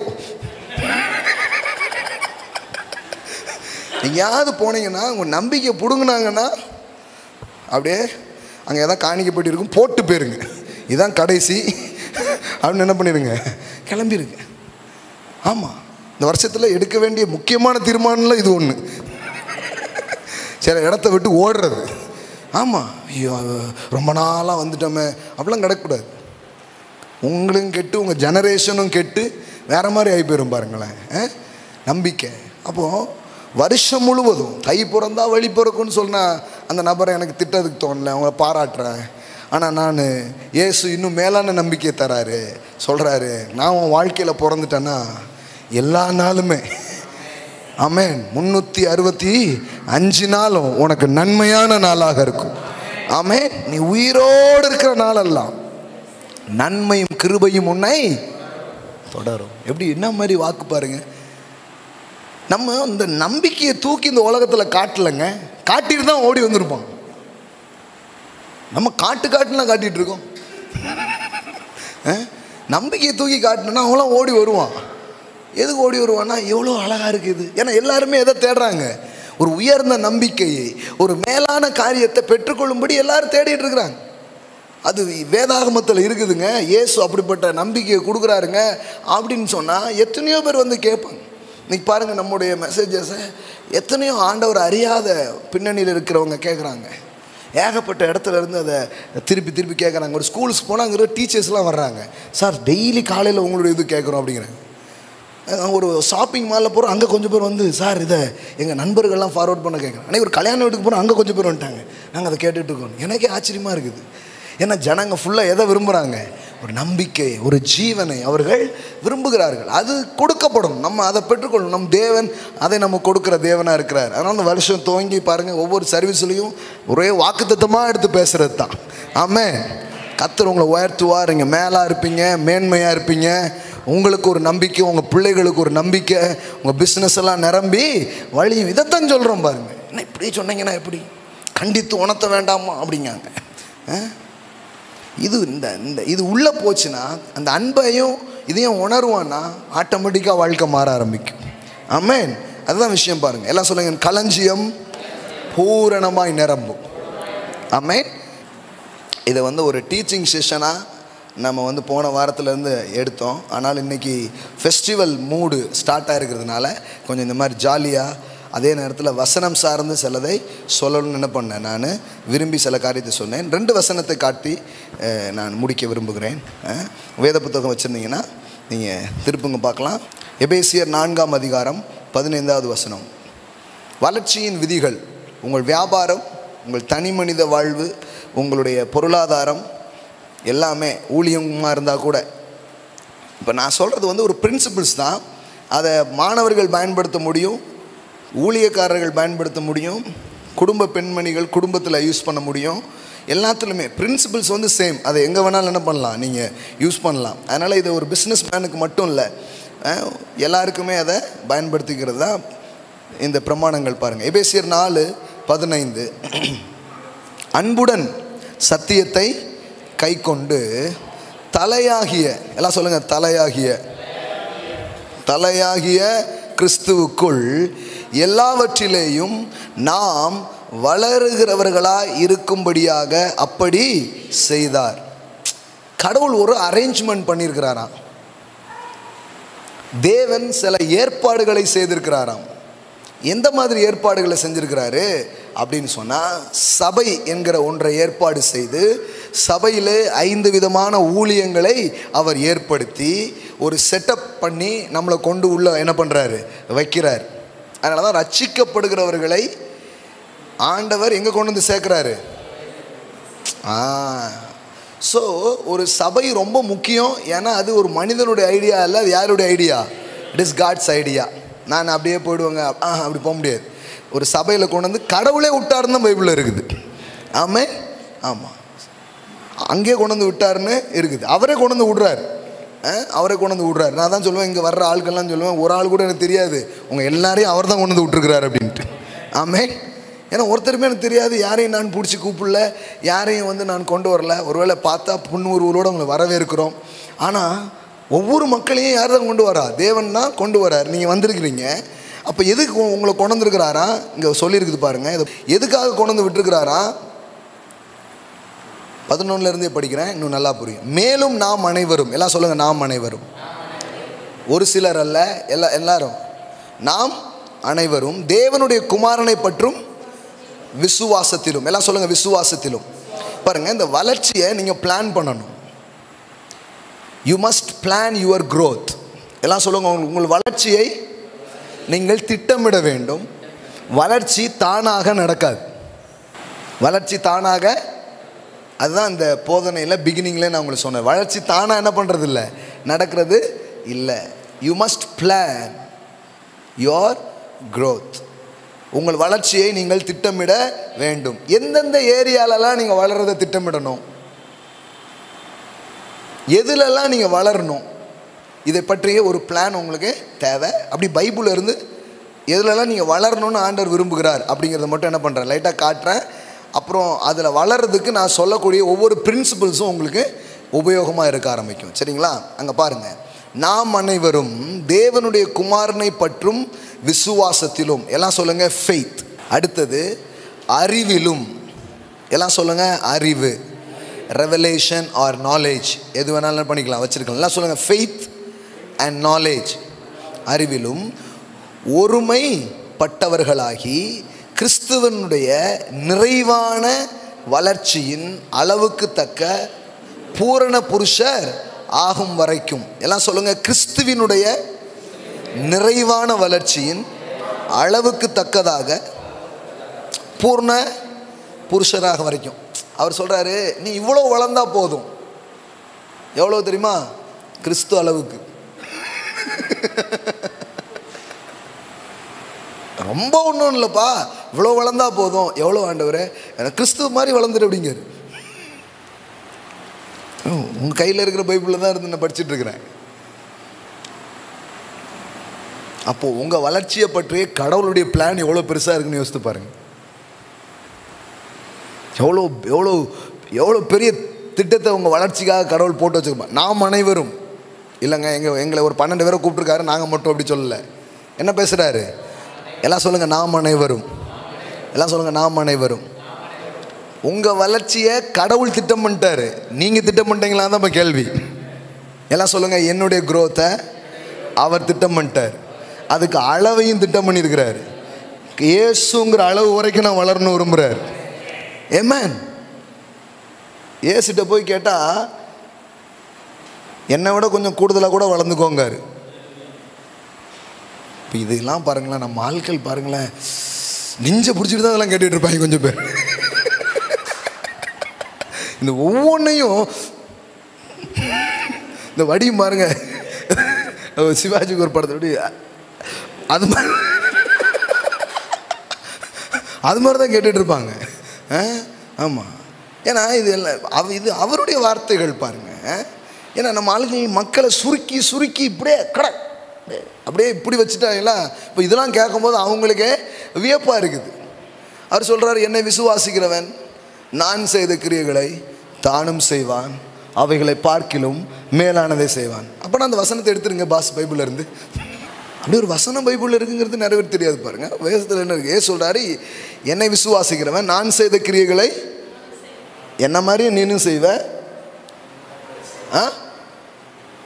இவர் எந்த அளவுக்கு நல்ல குரு தெரியுமா? என்னை மிஞ்சின சிஷியனா இருங்கிறார். ஹலோ, இவர் குரு மட்டும் இல்லை, இஸ் அ குட் ஃபாதர். ஒரு அப்பா என்றைக்குமே தான் பிள்ளை தன்னை விட அதிகமாக வளரணும் பார்க்கணும்னு நினைக்குவார். அப்படி தான் உங்கள் பரம தகப்பனும் விரும்புகிறார். உங்கள் வளர்ச்சி அதிகமாக இருப்பதை குறித்து சந்தோஷப்படுகிறார். ஆமென். பொறாமைப்படுகிறவர் கிடையாது. நீங்கள் பெருசாக அதாவது கேட்டிங்கன்னா இம்புட்டு கேட்டுட்டானே அப்படின்னு நினைக்க மாட்டார், சந்தோஷப்படுவார். பரவாயில்ல, பெருசாக யோசிக்குது. என் எல்லையை பெருசாக்குன்னு ஒருத்தன் கேட்டவுடனே என்னது அப்படின்னு அவர் நெஞ்ச பிடிக்கல.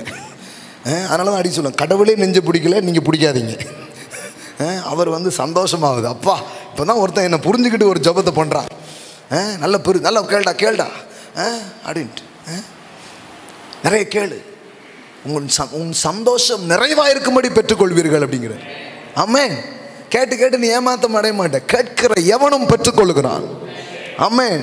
தேடுகிற எவனும் கண்டடைகிறான், தட்டுகிற எவனுக்கும் திறக்கப்படும். அப்போ சும்மா கிடையாது பாருங்களேன், ஆண்டவரே தான் அதை கிரியேட் பண்ணுறாரு ஒரு மனுஷனுக்குள்ளே. கேளு, எதிர்பாரு, விரும்பு, நாடு, இதெல்லாம் கடவுள் ஒரு மனுஷனுக்குள்ளே இருந்து செய்கிற ஒரு காரியம். அவர் அதை விரும்புகிறார், அதனால தான் அதை செய்ய சொல்கிறார்.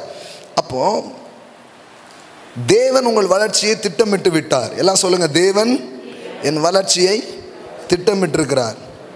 அது மட்டுமல்ல, நீங்கள் வளர்வதற்கு சில ஏற்பாட்டையும் அவர் செய்திருக்கிறார்.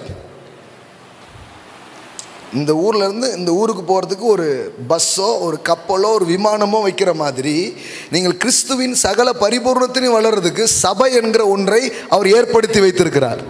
இப்போ அதுக்குள்ளே ஏறணும், அதுக்குள்ளே வரணும். அப்போ அந்த இடத்த நீ என்ன பண்ண முடியும்? ரீச் பண்ண முடியும். எதுலெல்லாம் வளர்ச்சி பெறணும்? ஒரு சில பிளான்ஸு இதில் 2 வார்த்தை இருக்குது. ஒன்று ஃபெய்த், இன்னொன்று நாலேஜ். அப்புறமா உங்களுக்கு காட்டுறேன். 12 பரிசுத்தவான்கள் சீர்பொருந்தும் பொருட்டு. எல்லாம் சொல்லுங்க, பரிசுத்தவான்கள் சீர்பொருந்தும் பொருட்டு. நாம சீர்பொருந்தினவர்கள் தான் பரிசுத்தவான்கள் நினைக்கிறோம்.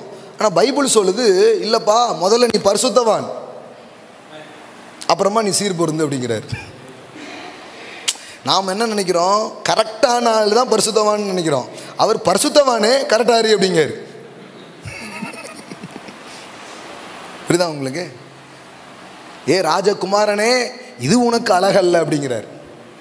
மதுபானம் பண்ணுவது ராஜாக்களுக்கு தகுதி அல்ல. குடிக்காம இருந்தா நீ ராஜா அப்படின்னு சொல்ல, ஏ ராஜா குடிக்காம ஏறி அப்படிங்கிறாரு. புரியுதா? முதல்ல உங்க ஐடென்டிட்டியை எம்பசைஸ் பண்ணி தான் பவுல் எப்பவுமே பேசுறாரு. தேவனுடைய விருப்பம் அதுதான், பரிசுத்தவான்கள் சீர்பொருந்தும் பொருட்டு. அப்படின்னா என்ன? To fully equip and perfect. எல்லாம் சொல்லுங்க, ஃபுல்லி எக்யூப் அண்ட் பர்ஃபெக்ட். பரிசுத்தவான்கள் அவங்க அவங்க அவங்க என்ன பண்ணணும், எக்யூப்டாக இருக்கணும், அதே நேரத்தில் எப்படி இருக்கணும், பர்ஃபெக்டாக இருக்கணும். அதுக்காகவே அவர் என்ன பண்ணியிருக்கிறாரா, to build up the body of Christ, the church. அதுக்காக தான் சபையை அவர் என்ன பண்ணியிருக்கிறாரா, ஏற்படுத்தியிருக்கிறார். 12ஆம் வசனம் பாருங்க. பரிசுத்தவான்கள் சீர்பொருந்தும் பொருட்டு சுவிசேஷ ஊழியத்தின் வேலைக்காகவும் கிறிஸ்துவின் சரீரமாகிய சபையானது பக்தி விருத்தி அடைவதற்காகவும் அவர் சிலரை அப்போஸ்தலராகவும், சிலரை தீர்க்கதரிசியாகவும், சிலரை சுவிசேஷகராகவும், சிலரை மேய்ப்பராகவும், போதகராகவும் ஏற்படுத்தினார். அப்போ கடவுள் ஒரு அளவை தீர்மானித்து விட்டார். கிறிஸ்து தான் அந்த அளவு. எதில் வளர வேண்டும் என்பதையும் சொல்லிவிட்டார். விசுவாசம், அறிவு, இன்னும் ஒரு சிலதெல்லாம் காட்டுறேன், இதிலெல்லாம் வளரணும்னு சொல்கிறாரு. வளர்றதுக்கு ஒரு ஏற்பாட்டையும் பண்ணிட்டாரு. அதற்கு பேர் சபை. அங்கு நாம் வளர்வதற்கு கென்றே சில அபிஷேகத்தை, சில கிருபைகளை கொடுத்து 5 வகையான ஊழியத்தையும் அவர் ஏற்படுத்தி வைக்கிறார். அதனால தான் அந்த வருஷம் என்ன சொன்னேன், கர்த்தரை நம்புங்கள், நிலைபடுவீர்கள், அவருடைய அப்பொழுது சித்தி பெறுவீர்கள். அப்போ தேவன் சில அரேஞ்ச்மெண்ட் நமக்காக பண்ணுறாரு. அது சபை. சபை மட்டுமல்ல, சபையில் 5 வகையான ஊழியங்கள். சிலர் என்கிட்ட நம்மளை நேசிக்கிறவங்க சிலர் கேட்பாங்க, பாஸ்டர் சில நேரத்தில் வேறு சில பேர் கொண்டு நீங்கள் செய்கிறீங்க, ரொம்ப ரேர் தான் நம்ம சபையில். 54 வாரமா, 54 வாரத்தில் மிஞ்சி போனால் 4 வாரம் யாராவது பேசுகிறாங்க. 50 வாரம் நான் தான் பேசுகிறேன். வேறு வாரங்களில் கொண்டு வர்றோம். அப்போ அவங்களுக்கு என்னென்னா, அது கூட அவங்களுக்கு நீங்கள் எப்படி அந்த கேப்பை கொடுக்குறீங்க நீங்கள் அப்படிம்பாங்க. அப்போ நான் சொல்லுவேன், இதுதான், சிலரை அப்போஸ்தலராக, சிலரை தீர்க்கதரிசியாக, சிலரை சுவிசேஷகராக, சிலரை மேய்ப்பராக, சிலரை போதகராக ஏற்படுத்தினார்.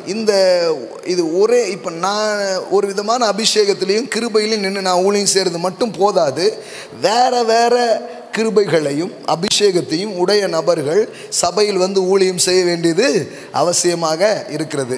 நிறைய நேரத்தில் சபை இதற்கு இடமளிக்காததுனால இப்போ பாருங்களேன், ஒவ்வொருத்தருமே ஒவ்வொரு அபிஷேகம் உள்ளவர்களுமே ஒவ்வொரு சபையாக மாறிடுச்சு. தீர்க்க தரிசன சபை அப்படி ஆயிடுச்சு, சுவிசேஷ சபை. அவங்களுக்கு அப்படி போக வேண்டிய ஒரு சூழல் ஏற்பட்டுடுச்சு. அதனால் நம்ம அப்படி பண்ண வேண்டியதில்லை. அப்பப்போ இந்த மாதிரி சில போஷாக்கு நமக்கு தேவையாக இருக்குது. இப்போ ஒரு சரீரம் வளர்கிறதுக்கு நிறைய விட்டமின்ஸ் தேவை. இப்போ நான் ஒரு விட்டமின்ஸ் கொடுத்தேன்னா நம்ம சார்ல்ஸையா இன்னொரு விட்டமின்ஸ் கொடுப்பாரு. ஆமேன். டிஜோ வந்திருந்தார், அவர் ஒரு விட்டமின் கொடுத்துட்டு போகிறாரு. ஜான் ஜபராஜ் ஒரு விட்டமின் கொடுத்துட்டு போகிறாரு. ஜெஷு அவர் ஒரு விட்டமின் என்ன பண்ணுறாரு, கொடுத்துட்டு போகிறாரு. சாம் அண்ணன் ஒன்று, ஜவஹர் பேசும்போது ஒன்று, ரேச்சல் அம்மா ஒன்று, இங்கே ஒவ்வொரு டைமில் நம்முடைய சகோதரர்கள் எழுந்து நின்று பேசும்போது இன்னொன்று. இப்படி ஒவ்வொன்றா அது என்ன பண்ணுது, வெளிப்படுது. எல்லாமே தேவைப்படுது. இப்போ போன சண்டே ஃபஸ்ட்டு சர்வீஸில் ரேச்சல் அம்மா பேசுனாங்க. ஓவராலாக உலக நிறைய இடத்துலேருந்து பார்த்தோன்னா அவங்களுக்கு நிறைய பேருக்கு அது ஒரு நம்பிக்கையாக என்ன பண்ணியிருக்குது, மாறி இருக்குது. பாருங்கன்னா ஊழியம் சேர்ந்துருக்குது. அது சில பேருக்கு ஒரு எக்ஸ்பெக்டேஷன் இருக்கும். அவங்களுக்கு இந்த வாரம் பாசிட்டிவ் வரலைங்கிற மாதிரி இருக்கும். இல்லை இது அப்படி இருக்கக்கூடாது. மைண்ட் செட்டே மாற்றணும். ஆண்டவர் வேற ஒரு விட்டமின்ஸை இந்த வாரம் நம்ம கொடுக்க போகிறார் போல. ஆமென். ஆமாம், ஃபாதர் மதரே பாருங்களேன், அப்பா ஒரு மாதிரி நடத்துகிறாரு, அம்மா இவங்க வந்து தடவி விடுறது. அப்பா ஏன்டா விழுந்த, விழாமல் போக முடியாதா, அவர் ட்ரெயின் பண்ணுறதுல இருக்கார், இவங்க தடவுதில் இருக்காங்க. அடிபட்டோ, எங்கே அடிபட்டது, இது பண்ணு, இப்படியே பண்ணு, அவனுக்கு சொல்லிக் கொடுக்காத. அவருடைய ஸ்டைல் வேறு, புரியுதா உங்களுக்கு? அவருடைய கோபம்தான் அவருடைய அன்பு. இது நிறைய வீட்டில் உள்ளவங்களுக்கு தெரியாது. தகப்பனின் கோபம்தான் அன்பு. இதுக்கு ஸ்பெஷலாக நீங்கள் காணி கொடுக்கணும். வீட்டில் போய் போட்டு காமிங்க அதை. உண்மையில் எஸ், நிறைய ஃபாதருடைய அன்பு கோபமாக தான் வரும். அவர் கோபப்படுறாரா? இல்லை, அவர் அன்பு, அவருடைய லவ். அந்த அதாவது என்னது என் பிள்ளை இருந்துக்கிட்டு இப்படி இருக்கிய அந்த அந்த அந்த ஒரு இது, அது ஒரு ஃபாதருக்கு தான் இருக்கும். அது கோபம் மாதிரி தெரியும், அது ஆக்சுவலி கோபம் இல்லை, அது வந்து ஒரு உண்மையான அன்பு. அப்போ அப்பா ஒரு மாதிரி, அம்மா ஒரு மாதிரி பண்ணுறான், அண்ணன் அக்கா அவங்க வேறு மாதிரி. ஒரு வீட்டிலே இப்படி இருக்குது பாருங்களேன்.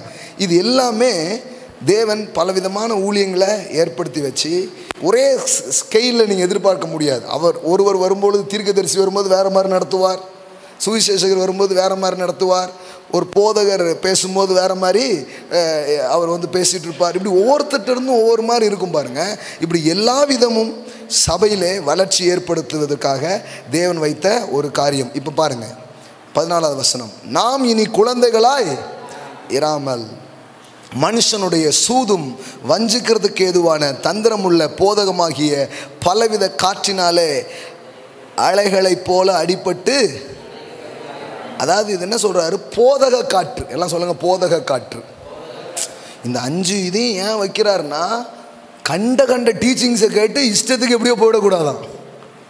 அது இப்போ சிலருக்கு பாருங்களேன், அப்படியாம இப்படியாமன்னு அந்த காற்றை அடித்து கொண்டு போயிடும். எந்த காற்றை அடித்து கொண்டு போகாமல் கரெக்டாக வைக்கணும்னா இது என்ன பண்ணணும், நல்ல உறுதிப்படுத்தி சொல்லித்தர வேண்டியது அவசியமாக இருக்குது பாருங்கள். அப்போ கர்த்தர் காக்கிறார் இப்படிப்பட்ட காரியத்து மூலம். 15, அன்புடன் சத்தியத்தை கை கொண்டு தலையாகிய கிறிஸ்துவுக்குள் எல்லாவற்றிலேயும் நாம் வளர்கிறவர்களாக இருக்கும்படியாக அப்படி செய்தார். எல்லாம் சொல்லுங்கள், தேவன் நான் கிறிஸ்துவுக்குள் எல்லாவற்றிலும் வளரும்படியாக அப்படி செய்தார். ஓ, இது ஒரு நாள் வச்சு போது ஏன் வளர்ச்சியை தேவன் விரும்புகிறாருங்க. ஹல்லேலூயா. அப்போ நான் கண்டிப்பாக வளருவேன். ஏன்னா கர்த்தரே வளர்ச்சியை விரும்பி பிளான் பண்ணி திட்டம் போட்டு இவ்வளோ காரியத்தை வச்சிருக்கு பாருன்னா, அப்போ என்னுடைய வளர்ச்சி நிச்சயமாக நடக்கும். நான் சொல்கிறேன், இந்த வருஷம் ஒரு பெரிய வளர்ச்சியின் வருஷங்களா, the year of growth. I declare, இதை பார்த்துட்டு இருக்கிற உட்கார்ந்துட்டு இருக்கிறவங்க மேலே நான் பேசுகிறேன், the year of growth, the supernatural growth.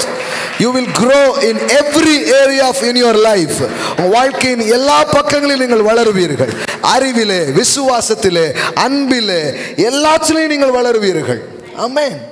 S, கர்த்தர் அதை விரும்புகிறாரு. எவ்வளோ அழகாக இருக்குது பாருங்க. இயேசு எவ்வளோ வளர்ந்துருக்காரோ. 11 என்ன படிக்கிறோம், நிறைவான வளர்ச்சியின் அளவுக்கு தக்கதாக. அந்த அளவுக்கு நீங்கள் வரணுங்கிறாரு. இப்போ சொல்கிறாரு, நீங்கள் எல்லாவற்றிலும் நாம் வளர்கிறவர்களாக இருக்கும்படியாக அப்படி செய்தார். அவராலே சரீரம் முழுவதும் அதற்கு உதவியாக இருக்கிற சகல கணுக்களினாலும் இசைவாய் கூட்டி இணைக்கப்பட்டு ஒவ்வொரு அவயமும் தன் தன் அளவுக்கு தக்கதாய் கிரியை செய்கிறபடியே அது அன்பினாலே தனக்கு பக்தி விருத்தி உண்டாக்குகிறதற்கு ஏதுவாக சரீர வளர்ச்சியை உண்டாக்குகிறது. இந்த பக்தி விருத்திங்கிற வார்த்தை என்ன தெரியுமா? இட்ஸ் பில்டுன்னு சொல்கிறோம் பாருங்களேன், கட்டுதல். அந்த வார்த்தை தான் பக்தி விருத்தி. பக்தி விருத்தின்னு இன்னும் ஏதாவது கற்பனை பண்ணிடாதீங்க. பில்ட் பண்ணுறது உங்களை. பக்தி விருத்தி அடையன்னு அர்த்தம், you must build yourself அப்படின்னு அர்த்தம். உங்களை நீங்கள் கட்டி எழுப்ப வேண்டும் அப்படிங்கிறதான் அர்த்தமாக இருக்குது பாருங்கள். பில்டிங் இட் செல்ஃப் அல்ல வருதா, the body to grow and measure building itself up in love unselfish. எல்லாத்துலேயும் நீங்கள் என்ன பண்ணணும், வளரணும் என்று தேவன் விரும்புகிறார். ஓகே, இப்போ வளர்ச்சியை தேவன் விரும்புகிறார், அவர் ஏற்பாடு பண்ணிட்டார். அப்போ கன்ஃபார்மாக வளர்ச்சி உண்டு. இப்போ நீங்கள் இதில் பார்ட்டிசிபேட் பண்ணுறது தான் ரொம்ப முக்கியம். என்னென்னா, உங்கள் வளர்ச்சியை நீங்கள் திட்டமிடணும். ஆமென். எல்லாம் சொல்லுங்கள், you must plan your growth. எதுலலாம்? ஒரு 6 விஷயத்தில் நீங்கள் என்ன பண்ணணும்? வளரணும். அந்த 6க்குள்ளே எல்லாமே என்ன பண்ணணும்? வர ஆரம்பிக்கும். சரியா? 6 காரியம். 1 ஸ்பிரிச்சுவல், உங்கள் ஆவிக்குரிய வளர்ச்சி, அதில் வளரணும். போன வருஷம் இருந்த மாதிரியே இந்த வருஷம் உங்கள் ஸ்பிரிச்சுவாலிட்டி இருக்கக்கூடாது. அதில் என்ன பண்ணணும்? வளரணும். அதை பிளான் பண்ணணும், திட்டமிடணும். என் ஆவிக்குரிய ரீதியில் என்ன பண்ணணும்? வளரணும். ஸ்பிரிச்சுவல், உங்களுடைய இன்னர் திங்ஸ், அதில் எல்லாமே வருது. வேத வாசிப்பு, ஜெபம், சபை கூடி வருதல், அதில் என்னெல்லாம் இருக்கோ, இன்னும் தேவனுடைய பிரசன்னத்தில் இருக்கிறது, இது எல்லாத்தையும் என்ன பண்ணணும்? பிளான் பண்ணணும். சரிங்களா? அது ஃபஸ்ட்.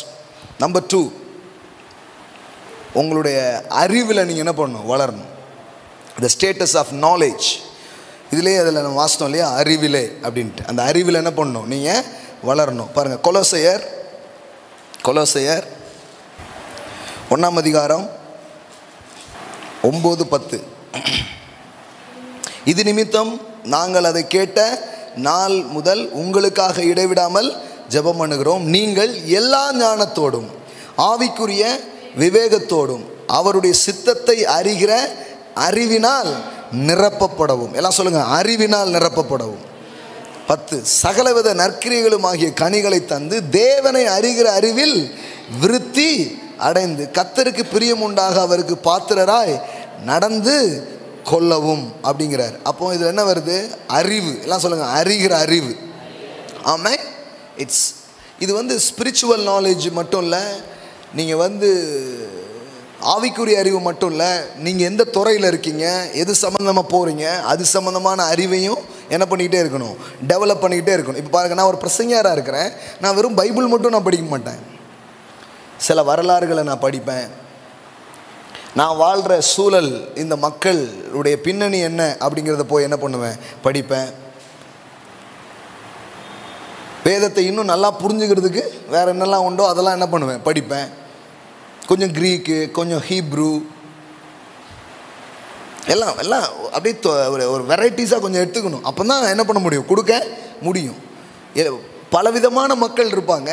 ஒரு ஒரு ஒரு ஒரு வண்டு போய் எப்படி எல்லா மலர்கள்லேயும் தேனை எடுத்து அப்புறம் அது தேனி சேர்க்குதோ, அது மாதிரி நாம் அப்படியே கொஞ்சம் அறிவு என்ன பண்ணணும்? நமக்குள்ளே வளர்த்துக்கணும். போன வருஷத்தை விட உங்களுடைய நாலேஜ் இந்த வருஷம் வேறு லெவலில் இருக்கணும். சில புத்தகங்கள் படிக்க தீர்மானம் பண்ணுங்கள். ஆமீன். முதல்ல பைபிளை படிக்கிறதுக்கு தீர்மானம் பண்ணுங்கள். 66 புக் இருக்குது. 1 வீக்கில் ஒரு புக் படிச்சிடலாம், தெரியுமா உங்களுக்கு? அதுவும் சிலதெல்லாம் 3 இதாக இருக்குது சாதாரணமாக. அப்படி எனக்காவது ஒரு நாள் அப்படி ஒதுக்கி அப்படி வாசிங்க, உட்காந்து புரியுதோ புரியலோ வாசித்துருங்க. சில புரியவே மாட்டேங்க, படிங்க. எனக்குமே இன்னும் எவ்வளோ புரியாமல் இருக்குது, ரொம்ப புரியாமல் இருக்குது. அதனால் எனக்குமே இல்லை, நிறைய பேருக்கு புரியாமல் தான் இருக்குது. பெரிய பெரிய ஸ்காலர் ஆகிட்டும் இன்னும் நிறைய புரியாத இது இருக்கும். போக அப்படி வெளிச்சம் அடிச்சுக்கிட்டே இருக்கும். ஆனால் கற்றுக்கணும். இப்போ ஒரு வசனத்துலேருந்து நான் ஒரு முறை ஒன்று பிரசங்கம் பண்ணியிருப்பேன், அடுத்த முறை இன்னொன்று என்ன பண்ண ஆரம்பிக்கும்? அதில் வர ஆரம்பிக்கும். புதுசாக அதில் என்ன பண்ணும்? கிடைக்கும். பாருங்கள், அந்த மாதிரி நீங்கள் செய்ய முடியும். பாருங்கள், எல்லாம் சொல்லுங்கள். ஆவிக்குரிய நிலை, அறிவு நிலை, ஸ்பிரிச்சுவல் ஸ்டேட்டஸ், அண்ட் அப்புறம் உங்களுடைய அறிவு நிலையில் நீங்கள் என்ன பண்ணணும்? வளரணும். அடுத்தது உங்களுடைய ஃபிசிக்கல், சரீர நிலை. எல்லாம் சொல்லுங்கள், சரீர நிலை. ஆமாம். சில பேருக்கு பார்த்திங்கன்னா அது ஒன்றும் பெருசாக முக்கியமே இல்லைங்க அப்படிம்பாங்க. அப்படி இருக்கக்கூடாது. உங்கள் சரீரத்தை நீங்கள் மேம்படுத்துவதற்கு என்ன பண்ணணும்? யோசிக்கணும், அதை முக்கியத்துவப்படுத்த வேண்டும். அநேக போதனைகளும் அநேக பிரசங்கங்களும் சரீரத்தை திட்டியே இருக்குது. மாம்சம் ஒன்றுக்கும் உதவாது, அப்புறம் கால்வலிக்கே கைவெளிக்கேன்னு இருக்குது. அதான் உதவாதுன்ட்டிங்களா, அப்புறம் என்ன? அப்படி கிடையாது. சரீரத்தில் தரித்திருப்பது நலம், பவுல் சொல்கிறார். அப்படின்னா தான் உங்களுக்கு பிரயோஜனமாக எதையாவது செய்ய முடியும். அதனால் சரீர முயற்சி பிரயோஜனம் இல்லாதது அப்படி பைபிளில் போடல. சரீர முயற்சி அற்ப பிரயோஜனம். அப்படின்னா என்ன? The physical exercise it is profit little அப்படின்னு வருது. அதில் கொஞ்சம் பிரயோஜனம் இருக்குது. உங்கள் சரீரத்தின் ஆரோக்கியத்தை என்ன பண்ணிக்கணும்? நல்லா பார்த்துக்கணும். இதெல்லாம் முக்கியம். பாருங்கள், இதெல்லாம் சொல்ல வேண்டியது இருக்குன்னா என்ன அர்த்தம்? நம்ம ஆட்கள் இதை ஒன்றும் பெருசாக யோசிக்கிறதே கிடையாது. பாருங்களேன், 20 வயசுலேயே 40 வயசு ஆள் மாதிரி ஆயிடுறது. அப்படியா இருக்கணும்? அப்படி ஆகக்கூடாது. 40 வயசுலையும் 20 வயசு மாதிரி இருக்கணும். ஆமென், ஹல்லேலூயா. ஆமாம், இளமை திரும்புதே அந்த மாதிரி இருக்கும். ஆமென். ஸோ ஆமாம், நீங்கள் பாருங்கள், அதை வந்து சினிமாக்காரங்களாம் எவ்வளோ முக்கியத்துவம் கொடுக்குறாங்க. நமக்கு என்ன பிரதர் அப்படிலாம் கிடையாது. பெண்கள் அதில் ரொம்ப கவனம் செலுத்தணும். ஒருவேளை இங்கே கொஞ்சம் கம்மியாக இருக்கிறாங்கனால கம்மியாக, ஸோ பேசாமல் விட வேண்டியதில்லை, கண்டிப்பாக அதை செலுத்தணும். திருமணத்தை பிறகு ரொம்பவே செலுத்தணும். அதான் கட்டியாச்சா, இனிமே என்ன, இனிமே தான் கட்டினது மெயின்டைன் ஆக வேண்டாமா? ரொம்ப ரொம்ப முக்கியம். உங்களை நல்லா வைத்து கொள்ள வேண்டியது ரொம்ப முக்கியம். நாள் ஆக ஆக இன்னும் நீங்கள் உங்களை சிறப்பாக மாற்றிக்கொள்ள வேண்டியது அவசியம். ஆமாம், எக்ஸசைஸ் பண்ணுங்கள், சின்ன சின்ன ஃபிசிக்கல் ஆக்டிவிட்டீஸ் பண்ணுங்கள். இன்றைக்கி பாருங்கள், கார் ஷோரூமில் வாஷ் பண்ண விட்டுட்டு ஓகே ஒரு வாய்ப்பு, என் ஜோஷுவா நான் இருந்தோம், ஆட்டோவில் கூட போகலாம், ஃபோன் பண்ணால் பைக் வரும், எப்படி வேணாலும் போகலாம். So just walk.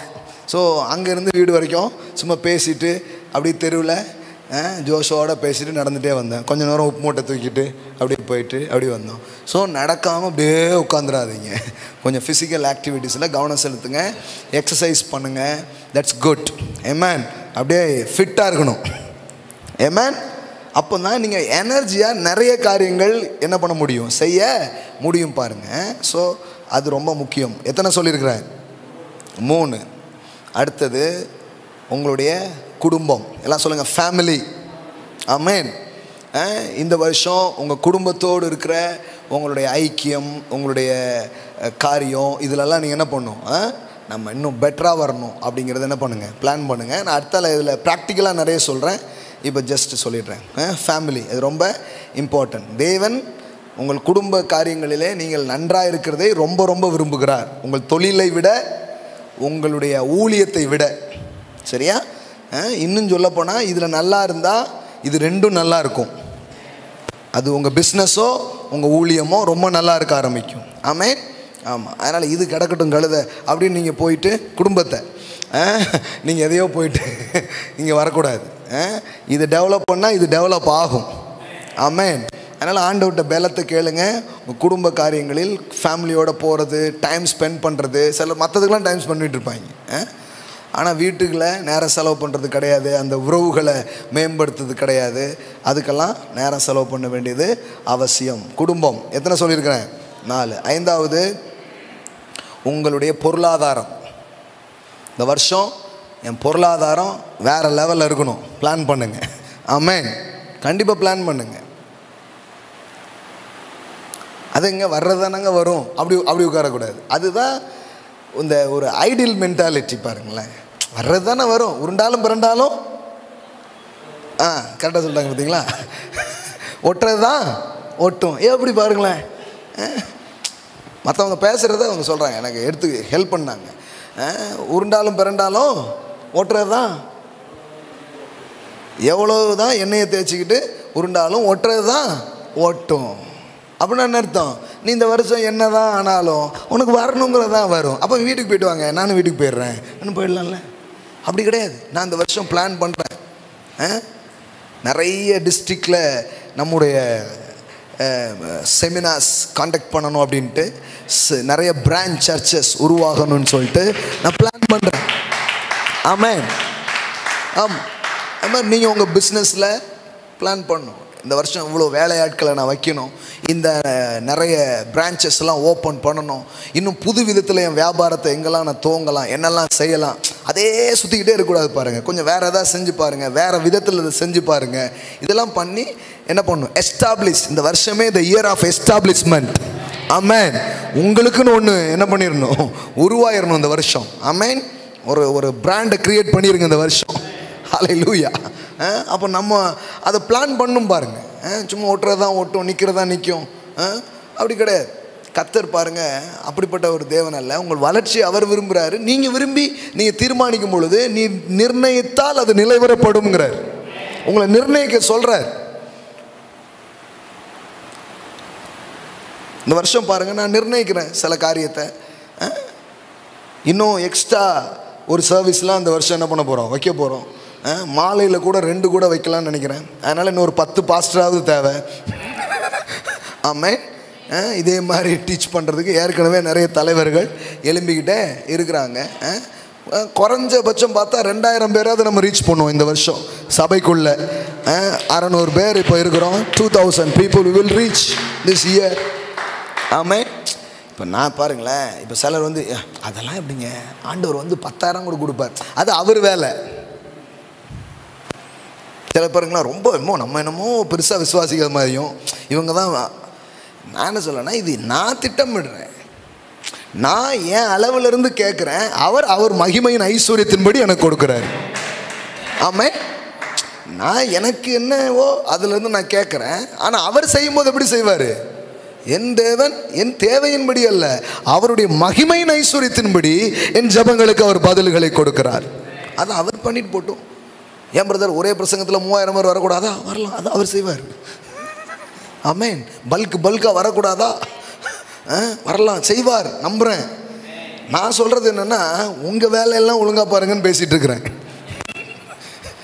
அவர் வேலையை அவர் ரொம்பவே நல்லா பார்ப்பார். நீங்கள் பார்க்காத போரே பார்க்குறாரா? சில இதெல்லாம் புரிஞ்சுக்கிட்டு, என்ன பிரதர் கிருபையாகவே தெரியல அப்படிம்பாங்க. இதுதான் 100க்கு 100 கிருபை. புரியுதா உங்களுக்கு? ஒட்டினது தான் ஒட்டும், அதெல்லாம் நீ உன் கையில் ஒன்றும் இல்லை, அவர் முடிவு பண்ணிட்டாரு, என்ன நடக்கணுமோ அதான் நடக்கும் அப்படிம்பாங்க. அதெல்லாம் நம்பிட்டீங்கன்னா வேறு மாதிரி போயிடுவீங்க. அதெல்லாம் கிடையாது. அவங்கெல்லாம் பாருங்கள் கரெக்டாக பிளான் பண்ணியிருப்பாங்க.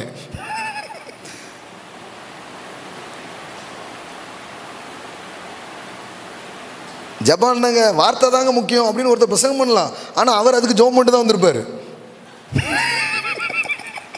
ஹலோ, இதுக்கு மேலே எப்படி ஓப்பனாக சொல்லாரு? அவர் சொல்ல வந்தது கருத்து என்னன்னா, வசனம் ரொம்ப முக்கியம்னு சொல்ல வந்திருக்கிறார். ஆனால் நம்ம ஆட்கள் என்ன புரிஞ்சுட்டு போயிடுவாங்க தெரியுமா? பத்தியா, ஜோம் வேண்டாமாமே அப்படின்னு ஜோம் பண்ணாமலே போயிடுறது. ப்ரோ, அந்த பிரசங்கத்துக்கே அவர் 2 மணி நேரம் ஜோம் பண்ணி தான் வந்திருப்பார். புரியாமல் கெட்டு போயிடுறது பாருங்க. அப்படி போயிடக்கூடாது. கரெக்டாக பிளான் பண்ணுங்க. எல்லாம் சொல்லுங்க, நான் என் வளர்ச்சியை திட்டமிடுகிறேன். So you must plan your growth. அப்போது எதில்? உங்கள் ஃபைனான்ஸில், உங்கள் பொருளாதாரத்தை குறித்து நீங்கள் என்ன பண்ணுங்கள், திட்டமிட வேண்டியது அவசியமாக இருக்கிறது. ரொம்ப முக்கியம். யாக்கோபு வந்து அவனுடைய இதை தீர்மானிக்கிறான். டீலிங்லாம் போட்டான், புள்ளியாக வரணும், வரியாக வரணும், என்ன பண்ணுறான் பார்க்குறான். அப்படின்னா என்ன அர்த்தம்னா, you can decide your income. Amen. எல்லாம் சொல்லுங்க, I can decide my income. தூதன் வந்து சொல்கிறான், பாருப்பா, மாமனார் தர்ற சம்பளம் வேண்டாம்ல, வேண்டாம், அப்போ உனக்கு எவ்வளோ வேணும் நீ பாரு அப்படிங்கிறான். ஸோ நீங்கள் பாருங்கள், இந்த வருஷம் எவ்வளோ வருதுங்கிறத பாருங்கள். ஒரு நம்பர்ஸாக இருந்தாலும் தப்பு இல்லை. இவ்வளோ இத்தனை லட்சம் எனக்கு இன்கம்ஸ் வரணும், இத்தனை கோடியை நான் அந்த வருஷம் பார்க்கணும். எழுதுங்க. தரிசனத்தை தீர்க்கமாய் வரை, தீர்க்கமாக அதை எழுதுங்கிறார். Amen. Write it your vision, write it your dreams. அதெல்லாம் சாதாரணமான காரியம் கிடையாது. இன்னும் என் பொருளாதாரத்தை நான் பெருக்குவதற்கு இந்த புது ஆண்டில் நான் என்னென்ன செய்ய போகிறேன், நான் நிறைய யோசிக்கிறேன். இன்னும் என்னெல்லாம் நான் பண்ணிகிட்டு இருக்கிறது இன்னும் எப்படி அபிவிருத்தி ஆக்கலாம். பசங்களோடு உட்காந்து பேசுகிறேன், நண்பர்களோடு உட்காந்து பேசுகிறேன். இன்னும் பல விதத்தில் எப்படி அதை கொண்டு வரலாம். இங்கேயே புக்கு 600 புக்கு இங்கே உள்ளே விற்றுருக்கு. நான் இதை கொஞ்சம் இன்னும் நல்லா என்ன பண்ணலாம், மார்க்கெட் பண்ணலாம். பல இடங்களுக்கு நான் இதை என்ன பண்ணலாம், அனுப்பலாம். இன்னும் அதிகமான விற்பனை அதிகமாகலாம். சில பேர் இருப்பாங்க, நம்ம சபையில் தான் உட்காந்துருக்கிறோமா அப்படிங்கிறாங்க. அதான் சொல்கிறேன், இட்ஸ் அ பிஸ்னஸ் கிளாஸ். ஆமென், ஆமென். அப்புறம் வேறு ஏதோ பேசுகிறேன். சில இதெல்லாம் பேசும்போதே ஒரு மாதிரி இருக்கும். என்ன பாருங்க, ஏதோ வேறு மாதிரி இருக்குது அப்படின்ட்டு. இதுதான் உண்மையான ஆவிக்குரிய போதனை. ஹல்லேலூயா. வளர்ச்சியை பற்றி வருத்தப்படாதீங்க, வளர்ச்சியை தேவன் விரும்புகிறார். அதான் அடிக்கடி இதை நான் சொல்லிக்கணும். அப்போ தான் ஆசுவாசப்பட்டுக்குவாங்க. அவங்க 2 வசனத்தெல்லாம் காமிக்கிறது தெரியுமா உங்களுக்கு? சில பேருக்கு அதை காமிச்சாதான் ஆசுவாசமாக இருக்கும் அவங்களுக்கு. இருக்குப்பா, எபேசியரில் இருக்குப்பா, பேசுங்க பாஸ்டர். இல்லைன்னா அப்படியே ஸ்கிப் பண்ணி அடுத்ததுக்கு போயிடுவான். அத்தாடி அப்படின்றான்.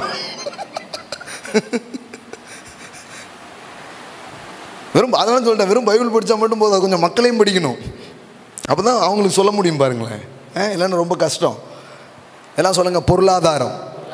யாக்கோபு தன்னுடைய வருமானத்தை பார்க்குறான், அவ்வளோ வரணும். சொல்கிறார் பாருங்க, உன் கூடாரத்தின் இடத்தை விசாலமாக்கு, முளைகளை உறுதிப்படுத்து, அதை என்ன பண்ணு, விசாலமாக்கு. எல்லாம் சொல்லுங்கள், விசாலமாக்கு. ஆண்டவர் தான் சொல்கிறாரு, இது காலத்தை பார்த்தால் சம்பளம் கொடுக்க வேண்டிய நீ சம்பளம் வாங்கி கொண்டு இருக்கிறாயே. போதகர்களுக்கு இப்படி சொல்கிறாரு, காலத்தை பார்த்தா என்ன இருக்கணும், போதகராகவே இருக்கணும், விசுவாசியாகவே இருக்கியப்பா ஆவிக்குரிய ரீதியில். இது பொருளாதார ரீதியில் சொல்லதாக இருந்தால் எப்படி? காலத்தை பார்த்தா இந்நேரம் இந்தியா ஃபுல்லாக பிரான்ச் வந்திருக்கேன் நம்மப்பா, இன்னும் திருநெல்வேலிக்குள்ளேயே இருக்கியப்பா. டைமை பார்க்கும்போது இன்னும் எங்கேயோ போயிருந்துருக்கணும். ஏன் அப்படியே இருக்கேங்கிறாரு கடவுள். எல்லா விதத்துலையும் வளர்றதை நான் காமிச்சேன் நான் உங்களுக்கு, எல்லாத்துலேயும். You must grow in every area. அதில் என்ன எப்படி வந்தது, எல்லாவற்றிலையும், எல்லாம் சொல்லுங்கள், எல்லாவற்றிலையும் நாம் வளர்கிறவர்களாக இருக்கும்படி. ஆவி, ஆத்துமா, சரீரம், குடும்பம், உறவு, பொருளாதாரம். அடுத்தது சோசியல் ஸ்டேட்டஸ், சமூக நிலை. அதுதான் ஆறாவது நான் சொல்ல வந்தது. உங்களுடைய இம்பேக்ட் இந்த சொசைட்டியில் என்ன பண்ண ஆரம்பிக்கணும், இன்க்ரீஸ் ஆக ஆரம்பிக்கணும். அதனால தான் பைபிள் சொல்லுகிறது, தேசத்தில் அவன் சம்பத்து பெருகினது. குடும்பத்தில் பெருகிறது மட்டும் இல்லை, எங்கே பெருகுச்சு, நான் உன் பேரை பெருமைப்படுத்துவேன். நீங்கள் வெறும் ஒரு இடத்துல இருக்க மட்டும் இல்லை, உங்களுடைய சோசியல் இந்த சமூக நிலையில் கூட நீங்கள் என்ன பண்ணிகிட்டே இருக்கணும், வளர்ந்துக்கிட்டே போகணும். எதில் ஈடுபடலாம், எந்தெந்த காரியத்திலலாம் நம்ம செய்யலாம், ஆண்டவர் நம்ம கொடுத்துருக்கிற திறமைகள், தாளந்துகளை பயன்படுத்தி ஒரு சோசியல் லெவலில் கூட நம்ம என்ன பண்ணணும், உயர்ந்த நிலைகளுக்கு நாம் வருவதை நாம் திட்டமிட வேண்டும். 6 விஷயம் சொல்லியிருக்கேன், ஞாபகம் இருக்கா? சொல்லுங்கள் பார்க்கலாம். ஓகே.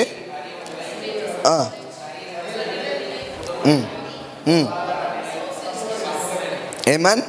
வசனத்திலேருந்தே சொல்கிறேன் பாருங்கள். லூக்கா 2:52 வாசிக்கிறோம் பாருங்கள். இயேசுவானவர் ஞானத்திலும், என்னங்க, ஞானத்திலும், ஞானத்திலும்னு என்ன, அறிவு, ஆவிக்குரியது எல்லாமே அதில் வருது இல்லையா, ஞானத்திலும். அப்புறம் வளர்த்தினா என்ன, சரீரம், ஃபிசிக்கல்.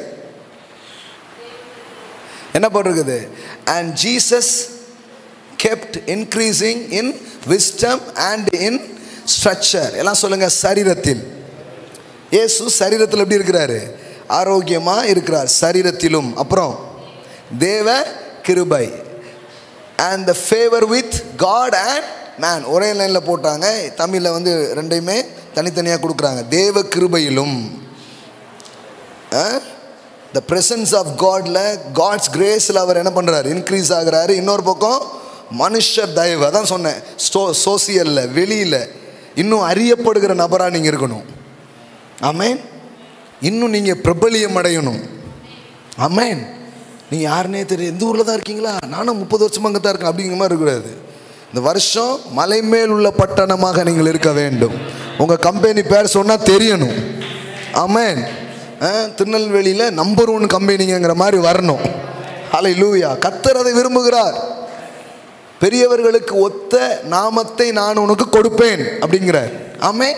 இதெல்லாம் தேவனுடைய விருப்பங்கள் பாருங்களேன். உயர்த்தி காட்டி உங்களை பெருமைப்படுத்த அவர் விரும்புகிறார். அப்போ என்ன போட்டிருக்குது, மனித தயவிலும் அதிகம் அதிகமாய். எல்லாம் சொல்லுங்க, அதிகம் அதிகமாய். நல்லா சொல்லுங்க, அதிகம் அதிகமாய் விருத்தி அடைந்தார். ஹல்லேலூயா. இதுதான் இயேசு எப்படி வானாரோ அது மாதிரி ஆகணுன்ட்டு விரும்புகிறார். ஞானத்தில் வளர்றாரு, கிருபையில் வளர்றாரு, அவர் அறிகிற அறிவில் வளர்றாரு, மனித தயவில் வளர்றாரு, சரீரத்தில் வளர்றாரு. ஏதாவது ஒன்று மட்டும் வளரக்கூடாது, எல்லாம் வளரணும். இப்போ இந்த ஒரு கால் மட்டும் இப்படி பெருசாகிட்டு போச்சுன்னா என்ன அர்த்தம், அது பேர் வளர்ச்சி கிடையாது. அதுக்கு பேர் என்னது, யானைக்கால் நோய். ஒன்று மட்டும் வளர்ந்தால் நோய். அதனால தான் பாருங்களேன், நான் எல்லாத்துலேயும் வளர்றதை பற்றி பேசுகிறேன். பிரியமானவனே உன் ஆத்துமா நீ எல்லாவற்றிலும். பைபிள் எல்லாத்தையும் பற்றி பேசுதுங்க. நம்மளும் அதுதான் பேசுகிறோம். இவங்க சில பேருக்கு தெரிய மாட்டேங்குது. பொருளாதாரத்தில் மட்டும் பேசுகிறாங்க. இல்லை, பொருளாதாரத்தில் நல்லா வளரணும் முக்கியமாங்கிறோம். நான் இந்திய தேசத்தில் வேறு எதில் பண்ணுறது, ஜியாகிரபிக்கல் காஸ்பல்னே ஒன்று இருக்குதுங்க. நம்ம இந்திய மக்களுக்குன்ட்டு ஒரு சுவிசேஷம் ஒன்று இருக்கும்னா, தரித்திரன் செழிப்பான், அவ்வளோதான். இது நடக்காமல் வேறு எதுவுமே நடக்காது. ஏன்னா ஊன்னு எங்கே சுற்றினாலும் கடைசியில் எங்கே நிற்கும், காசு துட்டு அப்படிமா அங்கே தான் நிற்கும். அதனால தான் அதை நான் முதல்ல பேசிடுறது, அதை உனக்கு கொடுக்குறாருப்பான்னு சொல்லிடுறது. அதை மட்டும் கடவுள் கொடுக்குறவர் கிடையாது. உன் குடும்பத்தில் நிம்மதியாக உன்னை வாழ வைப்பார், சரீரத்தில் ஆரோக்கியமாக வாழ வைப்பார், சமூகத்தில் மதிப்பாக வாழ வைப்பார். நீங்கள் கையிட்டு செய்கிற தொழில் வியாபாரங்களில் விருத்தி அவர் உங்களுக்கு கொடுப்பார். ஆமென். எல்லாம் சொல்லுங்கள், இந்த வருஷம் வளர்ச்சியின் வருஷமாக இருக்கு. The year of growth. என் தனி வாழ்விலும், என் குடும்ப வாழ்விலும், என் ஆவிக்குரிய நிலையிலும், என் அறிவு நிலையிலையும், சமூக நிலையிலையும், எல்லாவற்றிலையும் இயேசுவானவர் வளர்ந்தது போல நான் வளர்ந்து அதிகமாய் வளர்ந்து விருத்தி அடைகிற வருஷங்களாய் எனக்கு இருக்கிறது. இயேசுவின் நாமத்திலே அப்படியே விசுவாசிக்கிறேன், பெற்றுக்கொள்கிறேன். ஆமென். ஹல்லேலூயா, ஹல்லேலூயா, ஆமென். Glory to God, glory to God, glory to God. Next week continue பண்ணுவோம். இப்போ இதெல்லாம் திட்டம், இதை செய்கிறதுக்கான சில விதிகள் இருக்கிறது. அதை நான் 15 விதிகள், இன்னும் ஒரு விதி கூட பேச ஆரம்பிக்கல. So will continue next week. அடுத்த வாரத்திலிருந்து இதெல்லாம் பிளான் பண்ணிக்கோங்க. வளர்ச்சியை திட்டமிட்டாருன்னா வளர்கிறதுக்கான விதி சொல்ல முடியும். பிளான் பண்ணிக்கோங்க, இதெல்லாம் வளரணும். சும்மா நான் இதை நான் கற்றுக்கொண்ட போது சும்மா ஒரு நோட்டை எடுத்து இதெல்லாம் எழுதுனேங்க ஒரு நாள். ஆண்டோடைய கிருபையினால் அப்படிலாம் எழுதுனதெல்லாம் இன்றைக்கி நடந்திருக்கு. சரிங்களா? அதில் நீங்கள் உங்களுக்குன்னு ஒரு டைரி வாங்குங்க. யாராவது பிரியா யாராவது கொடுப்பாங்களா? இந்த பிரியா பின்னாடியே அலையாதீங்க. சரிங்களா? நீங்களே என்ன பண்ணுங்கள், நல்ல ஒரு டைரியை என்ன பண்ணுங்கள், வாங்குங்க. காசு கொடுத்து முதல் இன்வெஸ்ட்மெண்ட்டாக டைரி வாங்குங்க. இந்த தரித்திரத்தெல்லாம் உடைக்கணும். ஆமாம், நீங்கள் ஒரு நல்ல டைரியாக வாங்கி எழுதுங்க. இந்த வருஷம் என்னுடைய திட்டங்கள், இந்த வருஷம் நான் இத்தனை மடங்கு விதைக்க போகிறேன் அப்படிங்கிறது கூட திட்டம் பண்ணுங்கள். இந்த அளவுக்கு எனக்கு வருமானம் வரணும், இந்த அளவுக்கு நான் விதைக்கணும், அப்படி பிளான் பண்ணுங்கள். இப்போ இருக்கிறதுல விதைங்க, அப்புறம் வர வர விதைக்க ஆரம்பிங்க. ஆமென். எழுந்து நிற்போம், எல்லாம் செய்யுங்க. வேறு உங்களுக்கு என்ன ஆலோசனைகள் வேணுமோ அதற்காக தான் தேவன் சபையை நியமித்திருக்கிறார். நீங்கள் என்ன பண்ணலாம், கேட்கலாம், ஒருவருக்கு ஒருவர் புத்தி சொல்லலாம். இங்கே தொழிலில் வெற்றி பெறுகிற வளர்கிற பிள்ளைகள் இருக்கிறார்கள். அவர்கள்கிட்ட ஒரு டைம் கேட்டு என்ன பண்ணலாம், போய் உட்காந்து பேசலாம். பாபண்ணன், சரவணன் பிரதர், இன்னும் வளர்ந்து வர்ற தொழிலதிபர்கள் நிறைய பேர் நம்ம மத்தியில் என்ன பண்ணுறாங்க, இருக்கிறாங்க. நீங்கள் ஆலோசனைக்காக அவர்களை அணுகலாம். போகும்போது ஒரு 10,000 ரூபா எடுத்துகிட்டு போயிருங்க, கன்சல்டிங் ஃபீஸா. ஆமென், ஆமென். வரமாட்டுக்க. ஹல்லேலூயா. ஒரு ஐடியா உங்கள் வாழ்க்கையை மாற்றிடும். சும்மா ஒருத்தர் வளர்றது இல்லைங்க. அந்த வளர்றதுக்கு பின்னாடி என்ன இருக்குது, ஒரு கீ இருக்குது. அதெல்லாம் அவங்க சிலர் அறிந்தே அப்படி பின்பற்றுகிறார்கள், சிலர் அறியாமலேயே அந்த இன்பில்ட் அவங்க அப்படியே கற்றுக்கிட்டே வர்றாங்க, உள் வாங்கிட்டு. திருப்பி உட்காந்து அனலைஸ் பண்ணால் தான் தெரியும், ஓஹோ கர்த்தர் இதெல்லாம் நம்ம வாழ்க்கையில் கொண்டு வந்திருக்கிறாருன்னு தெரியும். சுதந்திரித்துக் கொள்கிறவர்களை பின்பற்றுங்கள் அப்படிங்கிறதான் காரியம் பாருங்கள். அப்போ அந்த மாதிரி நீங்கள் என்ன பண்ணலாம், கேட்கலாம். ஜோசப் பிரதர், நம்ம சகோதரர்கள்லாம் போய் ஜோசப் பிரதர்கிட்ட ஒரு நாள் டைம் வாங்கி பேசுனதுக்கப்புறம் அவங்க பிஸ்னஸில் ஒரு மாற்றம் இல்லையா, அவங்க தொழிலில் ஒரு சேஞ்ச், அவங்க முன்னாடி போயிட்டுருக்குறாங்க. சில ஆலோசனைகளை உங்களுக்கு சொல்லுவாங்க, இது பண்ணிக்கலாம். ரொம்ப முக்கியம் பாருங்கள். ஆனால் நீங்கள் பிளான் பண்ணுங்கள், இந்த இயர் நான் இப்படி வருவேன், இந்த இயர் என்னுடைய பொருளாதாரம் இப்படி இருக்கும். வெறும் விசுவாசிக்கிறது மட்டும் இல்லை, விசுவாசம்னாலே என்ன, வரப்போகிறதை தரிசிப்பது. ஆமென். சீயிங் த இன்விசிபிள், பார்க்க முடியாத ஒன்றை பார்ப்பது. இவ்வளவு இப்படி இருக்கும் என் சரீரம், என் ஆரோக்கியம் இப்படி இருக்கும், இந்த வருஷம் என் வெயிட்டை கூட்ட போகிறேன் இல்லை குறைக்க போகிறேன், இந்த லெவலில் இருப்பேன், அடுத்த வருஷம் இன்னும் இளமையாக நான் தெரிய போகிறேன், என் குடும்பத்தை இன்னும் சந்தோஷமாக்கிக்கிறதுக்கு நான் பிளான் பண்ணுறேன், இன்னும் ஏராளமான உறவுகளை நட்புகளை நான் பெருக்கிக் கொள்ள போகிறேன், இன்னும் ரிலேஷன்ஷிப்பை நான் என்ன பண்ண விரும்புகிறேன், நல்லா டெவலப் பண்ண நான் விரும்புகிறேன். அந்த மாதிரிலாம் பிளான் பண்ணுங்கள். Plan your growth, plan your growth. ஆண்டவர் அதை விரும்புகிறார், அதுக்கான ஏற்பாடுகளை அவர் செய்திருக்கிறார். நீங்கள் எல்லாவற்றிலும் வளர்வது தேவனுடைய சித்தம். அப்போ கடவுளுடைய கிருபை என்ன பண்ணும், இது உங்களுக்கு உதவி செய்ய ஆரம்பிக்கும். நான் அடிக்கடி சொல்வேன், நீங்கள் தீர்மானம் பண்ண கிருபையை நம்பி தீர்மானம் பண்ணுங்க. நீங்கள் தீர்மானம் பண்ணும் பொழுது அந்த கிருபை வந்து உங்கள் மேலே அசைவாட ஆரம்பிக்கும். உங்களுக்குள்ள அது ஒர்க் பண்ண ஆரம்பிக்கும். நீங்கள் நினைப்பதற்கும் வேண்டிக் கொள்வதற்கும் மேலாய் உங்களுக்குள்ளே கிரியை செய்கிற தம்முடைய வல்லமையின்படியே. ஆனால் நீங்கள் என்ன பண்ணுறீங்க, முதல்ல நினைக்கிறீங்க, வேண்டிக் கொள்றீங்க. இப்போ என்ன பண்ணுறாரு, நீங்கள் நினச்சதுக்கும் வேண்டிக் கொண்டதுக்கும் அதிகமாய் உங்களுக்குள்ளே கிரியை செய்கிற தம்முடைய வல்லமையின்படியே உங்களுக்கு செய்ய வல்லவராய் இருக்கிற அவருக்கு. நீங்க பிளான் பண்ணுங்க, இது பண்ணுங்க. இவ்வளவு நிறுவனம் வரப்போகுது, இவ்வளவு பேருக்கு நான் வேலையை நான் உருவாக்க போறேன், வேலை வாய்ப்புகளை நான் உருவாக்க போறேன், நல்ல ஒரு பொசிஷன்ஸ்க்கு நான் வரப்போறேன். இதெல்லாம் பிளான் பண்ணுங்க. கர்த்தர் என் கூட இருக்கிறார், இதெல்லாம் எனக்கு வாய்க்கும். இன்னைக்கு நான் எத்தனையோ காரியங்கள் திட்டமிட்டு கர்த்தர் அதை ஆசீர்வதிச்சு என்ன பண்ணிட்டே இருக்கிறார், பெருகிட்டே இருக்கிறார். நிறைய நேரத்தில் நீங்கள் திட்டமிட்டதுக்கு அதிகமாக செய்வார், அது அவருடைய வேலை. ஆமென். நீங்கள் பிளான் பண்ணதுக்கும் செய்வார். அவர் என்ன சொல்கிறாரு, நீ வாய்க்கால வெட்டு, நான் அதை நிரப்புவேங்கிறாரு. ஆமென். காற்றும் இல்லை மழையும் இல்லை, ஆனால் என்ன பண்ணிடு, வாய்க்கால வெட்டு. எப்படியா இந்த ஊரில் வரும், எப்படி இங்கே நடக்கும், அதெல்லாம் தெரியாது, நீ வெட்டு, நான் அதை நிரப்புவேன். ஆண்டவர் என்கிட்ட சொல்லியிருக்கிறாரு, நீ கட்டு, அதை நான் நிரப்புவேன் அப்படின்னு இருக்கிறார். ஆமென். 10,000 பேர் வர்ற மாதிரி 10 சர்வீஸ் நடத்துவோம். In the name of Jesus we decree and declare. Hallelujah. Rashake lebo rakhe nama shandale. விசுவாசிக்கிறவனுக்கு எல்லாம் கூடும். Hallelujah. Hallelujah. கர்த்தரை நம்புகிறவனோ செழிப்பான். பலப்படுத்துகிற கிறிஸ்துவினாலே எல்லாவற்றையும் செய்ய பலன் உண்டு. Hallelujah. Believe his word, believe his grace. Hallelujah. Hallelujah. Rashantalabo. Hallelujah. ஒரு விதையை உங்க கையில் எடுத்துக்கோங்க, கர்த்தருக்கென்று, அவருடைய வார்த்தைக்கென்று. Hallelujah. இந்த நாளில் சொன்ன மாதிரி நன்றி மனப்பான்மையோடு தேவனுக்கு என்று கொடுக்க உங்க இருதயத்தை பழக்கிக்கோங்க. எவ்ரி வீக் இந்த மாதிரி பிசினஸ் கிளாஸ்க்கு வரும்போது தொடர்ந்து வாங்க. இதை கூட சும்மா அப்படி எதேச்சியா பிளான் பண்ணாதீங்க, கரெக்டாக பிளான் பண்ணுங்க. என்ன பண்ண போறீங்க, ஒரு வாரத்தில் ஒரு 7 o'clock கூட வாங்க, நோ ப்ராப்ளம். சிலர்லாம் வேலை முடிச்சுட்டு வரீங்க, நாங்கள் வர்ஷிப் பண்ணுவோம், அதுக்காக 1 hour வச்சுருக்கோம். 6 மணிக்கு முடிஞ்சு வரலன்னா அது வேறு, முடியாத பட்சம் ஒரு 7 மணி வருங்க. வந்து உட்காந்திங்கன்னா ஒரு 8:30, 1.5 மணி நேரம், ஒரு வாரத்தில் ஒரு 1.5 மணி நேரம் இப்படிப்பட்ட அறிவுக்காக இப்படி இந்த இடத்துல வந்து செலவு பண்ணி பாருங்க. அது ஒரு பெரிய முதலீடாக மாற ஆரம்பிக்கும். ஆமென். எஸ், உங்கள் அறிவு இப்போ இவ்வளோ நேரம் ஸ்பெண்ட் பண்ணீங்க, உங்களுக்கு யூஸ்ஃபுல்லாக இருந்துச்சா இல்லையா, பயனாக இருந்துச்சா, ஒரு வார்த்தையாவது உங்களுக்கு கிடச்சிச்சா? அப்போ நிறைய ரிசீவ் பண்ணுறோம். ஆமென். அப்போ பயனாக இருக்கும். அப்போ அதை நீங்கள் பிளான் பண்ணணும். என்னென்னா, பாண்டிச்சேரியிலேருந்து ஒருத்தருங்க வந்து உட்காந்துடுறாரு, நம்ம அடுத்த தெருவில் இருந்து தான் அது அங்கே பார்த்தீங்கன்னா அப்படின்றாரு. அப்போ கொஞ்சம் இது என்னென்னா, எனக்கு யாரோ வந்துடுவாங்கன்னு வைங்களேன், நீங்கள் மிஸ் பண்ணுறீங்களேன்னு தான் நான் யோசிப்பேன். அதில் பக்காவாக பிளான் பண்ணுங்கள். இந்த ஆண்டு ஒரு சர்வீஸ் நான் மிஸ் பண்ண மாட்டேன். இந்த மாதிரி பிஸ்னஸ் கிளாஸ் எல்லாம் ஒரு 15 விதி பேச போகிறேன். ஒரு 15 வீக் வராமல் கரெக்டாக வந்து உட்காந்து நான் என்ன பண்ணணும், கேட்கணும்னு பிளான் பண்ணுங்கள். ஆண்டவர் கிருபை செய்ய ஆரம்பிப்பார். ஆமென். இதெல்லாம் சும்மா கிடையாது பாருங்கள். ஏற்ற உள்ள ஏதோ ஒன்று நடக்கும். விசுவாசம் கேள்வியினால் வருகிறது, கேள்வி தேவனுடைய வார்த்தையை நான் கேட்கும்பொழுது அது வருகிறது. அது அப்படியே டெவலப் ஆக உங்கள் திங்கிங், உங்கள் பிலீஃப், உங்கள் பிளான் எல்லாமே மாற ஆரம்பிக்கும்.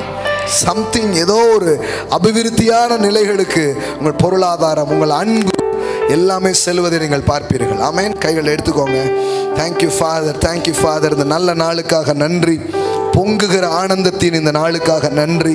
எங்கள் வாழ்க்கையே பொங்கலாக மாற்றுறதுக்காக இயேசு வந்தீரே, உமக்கு நன்றி. நன்றி மனப்பான்மையை எங்களுக்குள்ளே பெருக பண்ணி உம்முடைய வளர்ச்சியின் கோட்பாடுகளை, வளர்ச்சியின் விதிகளை இந்த நாளிலே நாங்கள் சிந்திக்கும்படி செய்ததற்காக நன்றி. நாங்கள் எல்லாவற்றிலும் வளர்ந்து தலையாகிய கிறிஸ்துவுக்குள் நாங்கள் எல்லாவற்றிலும் வளர்வது உம்முடைய சித்தமாக இருக்கிறது. இந்த நாளில் வந்திருக்கிற பிள்ளைகள், இந்த ஆன்லைனில் பார்த்துட்டு இருக்கிற பிள்ளைகள் ஒவ்வொருத்தர் மேலே அவருடைய ஆவிக்குரிய நிலை, குடும்ப அன்பு, விசுவாசம், ஆண்டவரே உம்மை அறிகிற அறிவிலே, நீர் அவர்களுக்காக வைத்திருக்கிற நோக்கத்தை அறிகிற அறிவிலே, பொருளாதாரத்திலே, அவங்க பிஸ்னஸில், எல்லாவற்றிலையும் பிள்ளைகள் வளருவார்களாக என்று நான் வாழ்த்துகிறேன், ஆசீர்வதிக்கிறேன். இன்றைக்கு விதைக்கிற ஒவ்வொரு விதைகளும் 100 மடங்கு பலனாக அவர்களுக்கு மாறுவதாக. ஆன்லைனில் கூகுள் மூலமாக, அக்கௌண்ட் மூலமாக விதைக்கிற பிள்ளைகளுக்காக நன்றி ஆண்டவரே.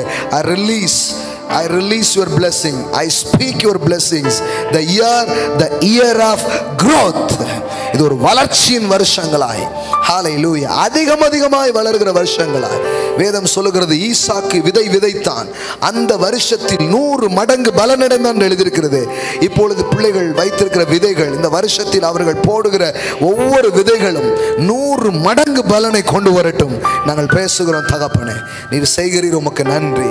எங்கள் தகப்பன் எங்கள் வளர்ச்சியை விரும்புகிறீர், வளர்வதற்கு நீர் எங்களுக்கு உதவி செய்கிறீர், ஊழியம் செய்கிறீர், ஏற்பாடுகளை பண்ணி வைத்திருக்கிறீர், நபர்களை ஏற்படுத்தி வைக்கிறீர், நிறைய செட்டப் எங்களுக்காக வச்சிருக்கிறீங்க, எங்க growthக்காக நீங்க திட்டம் பண்ணி வச்சிருக்கீங்க.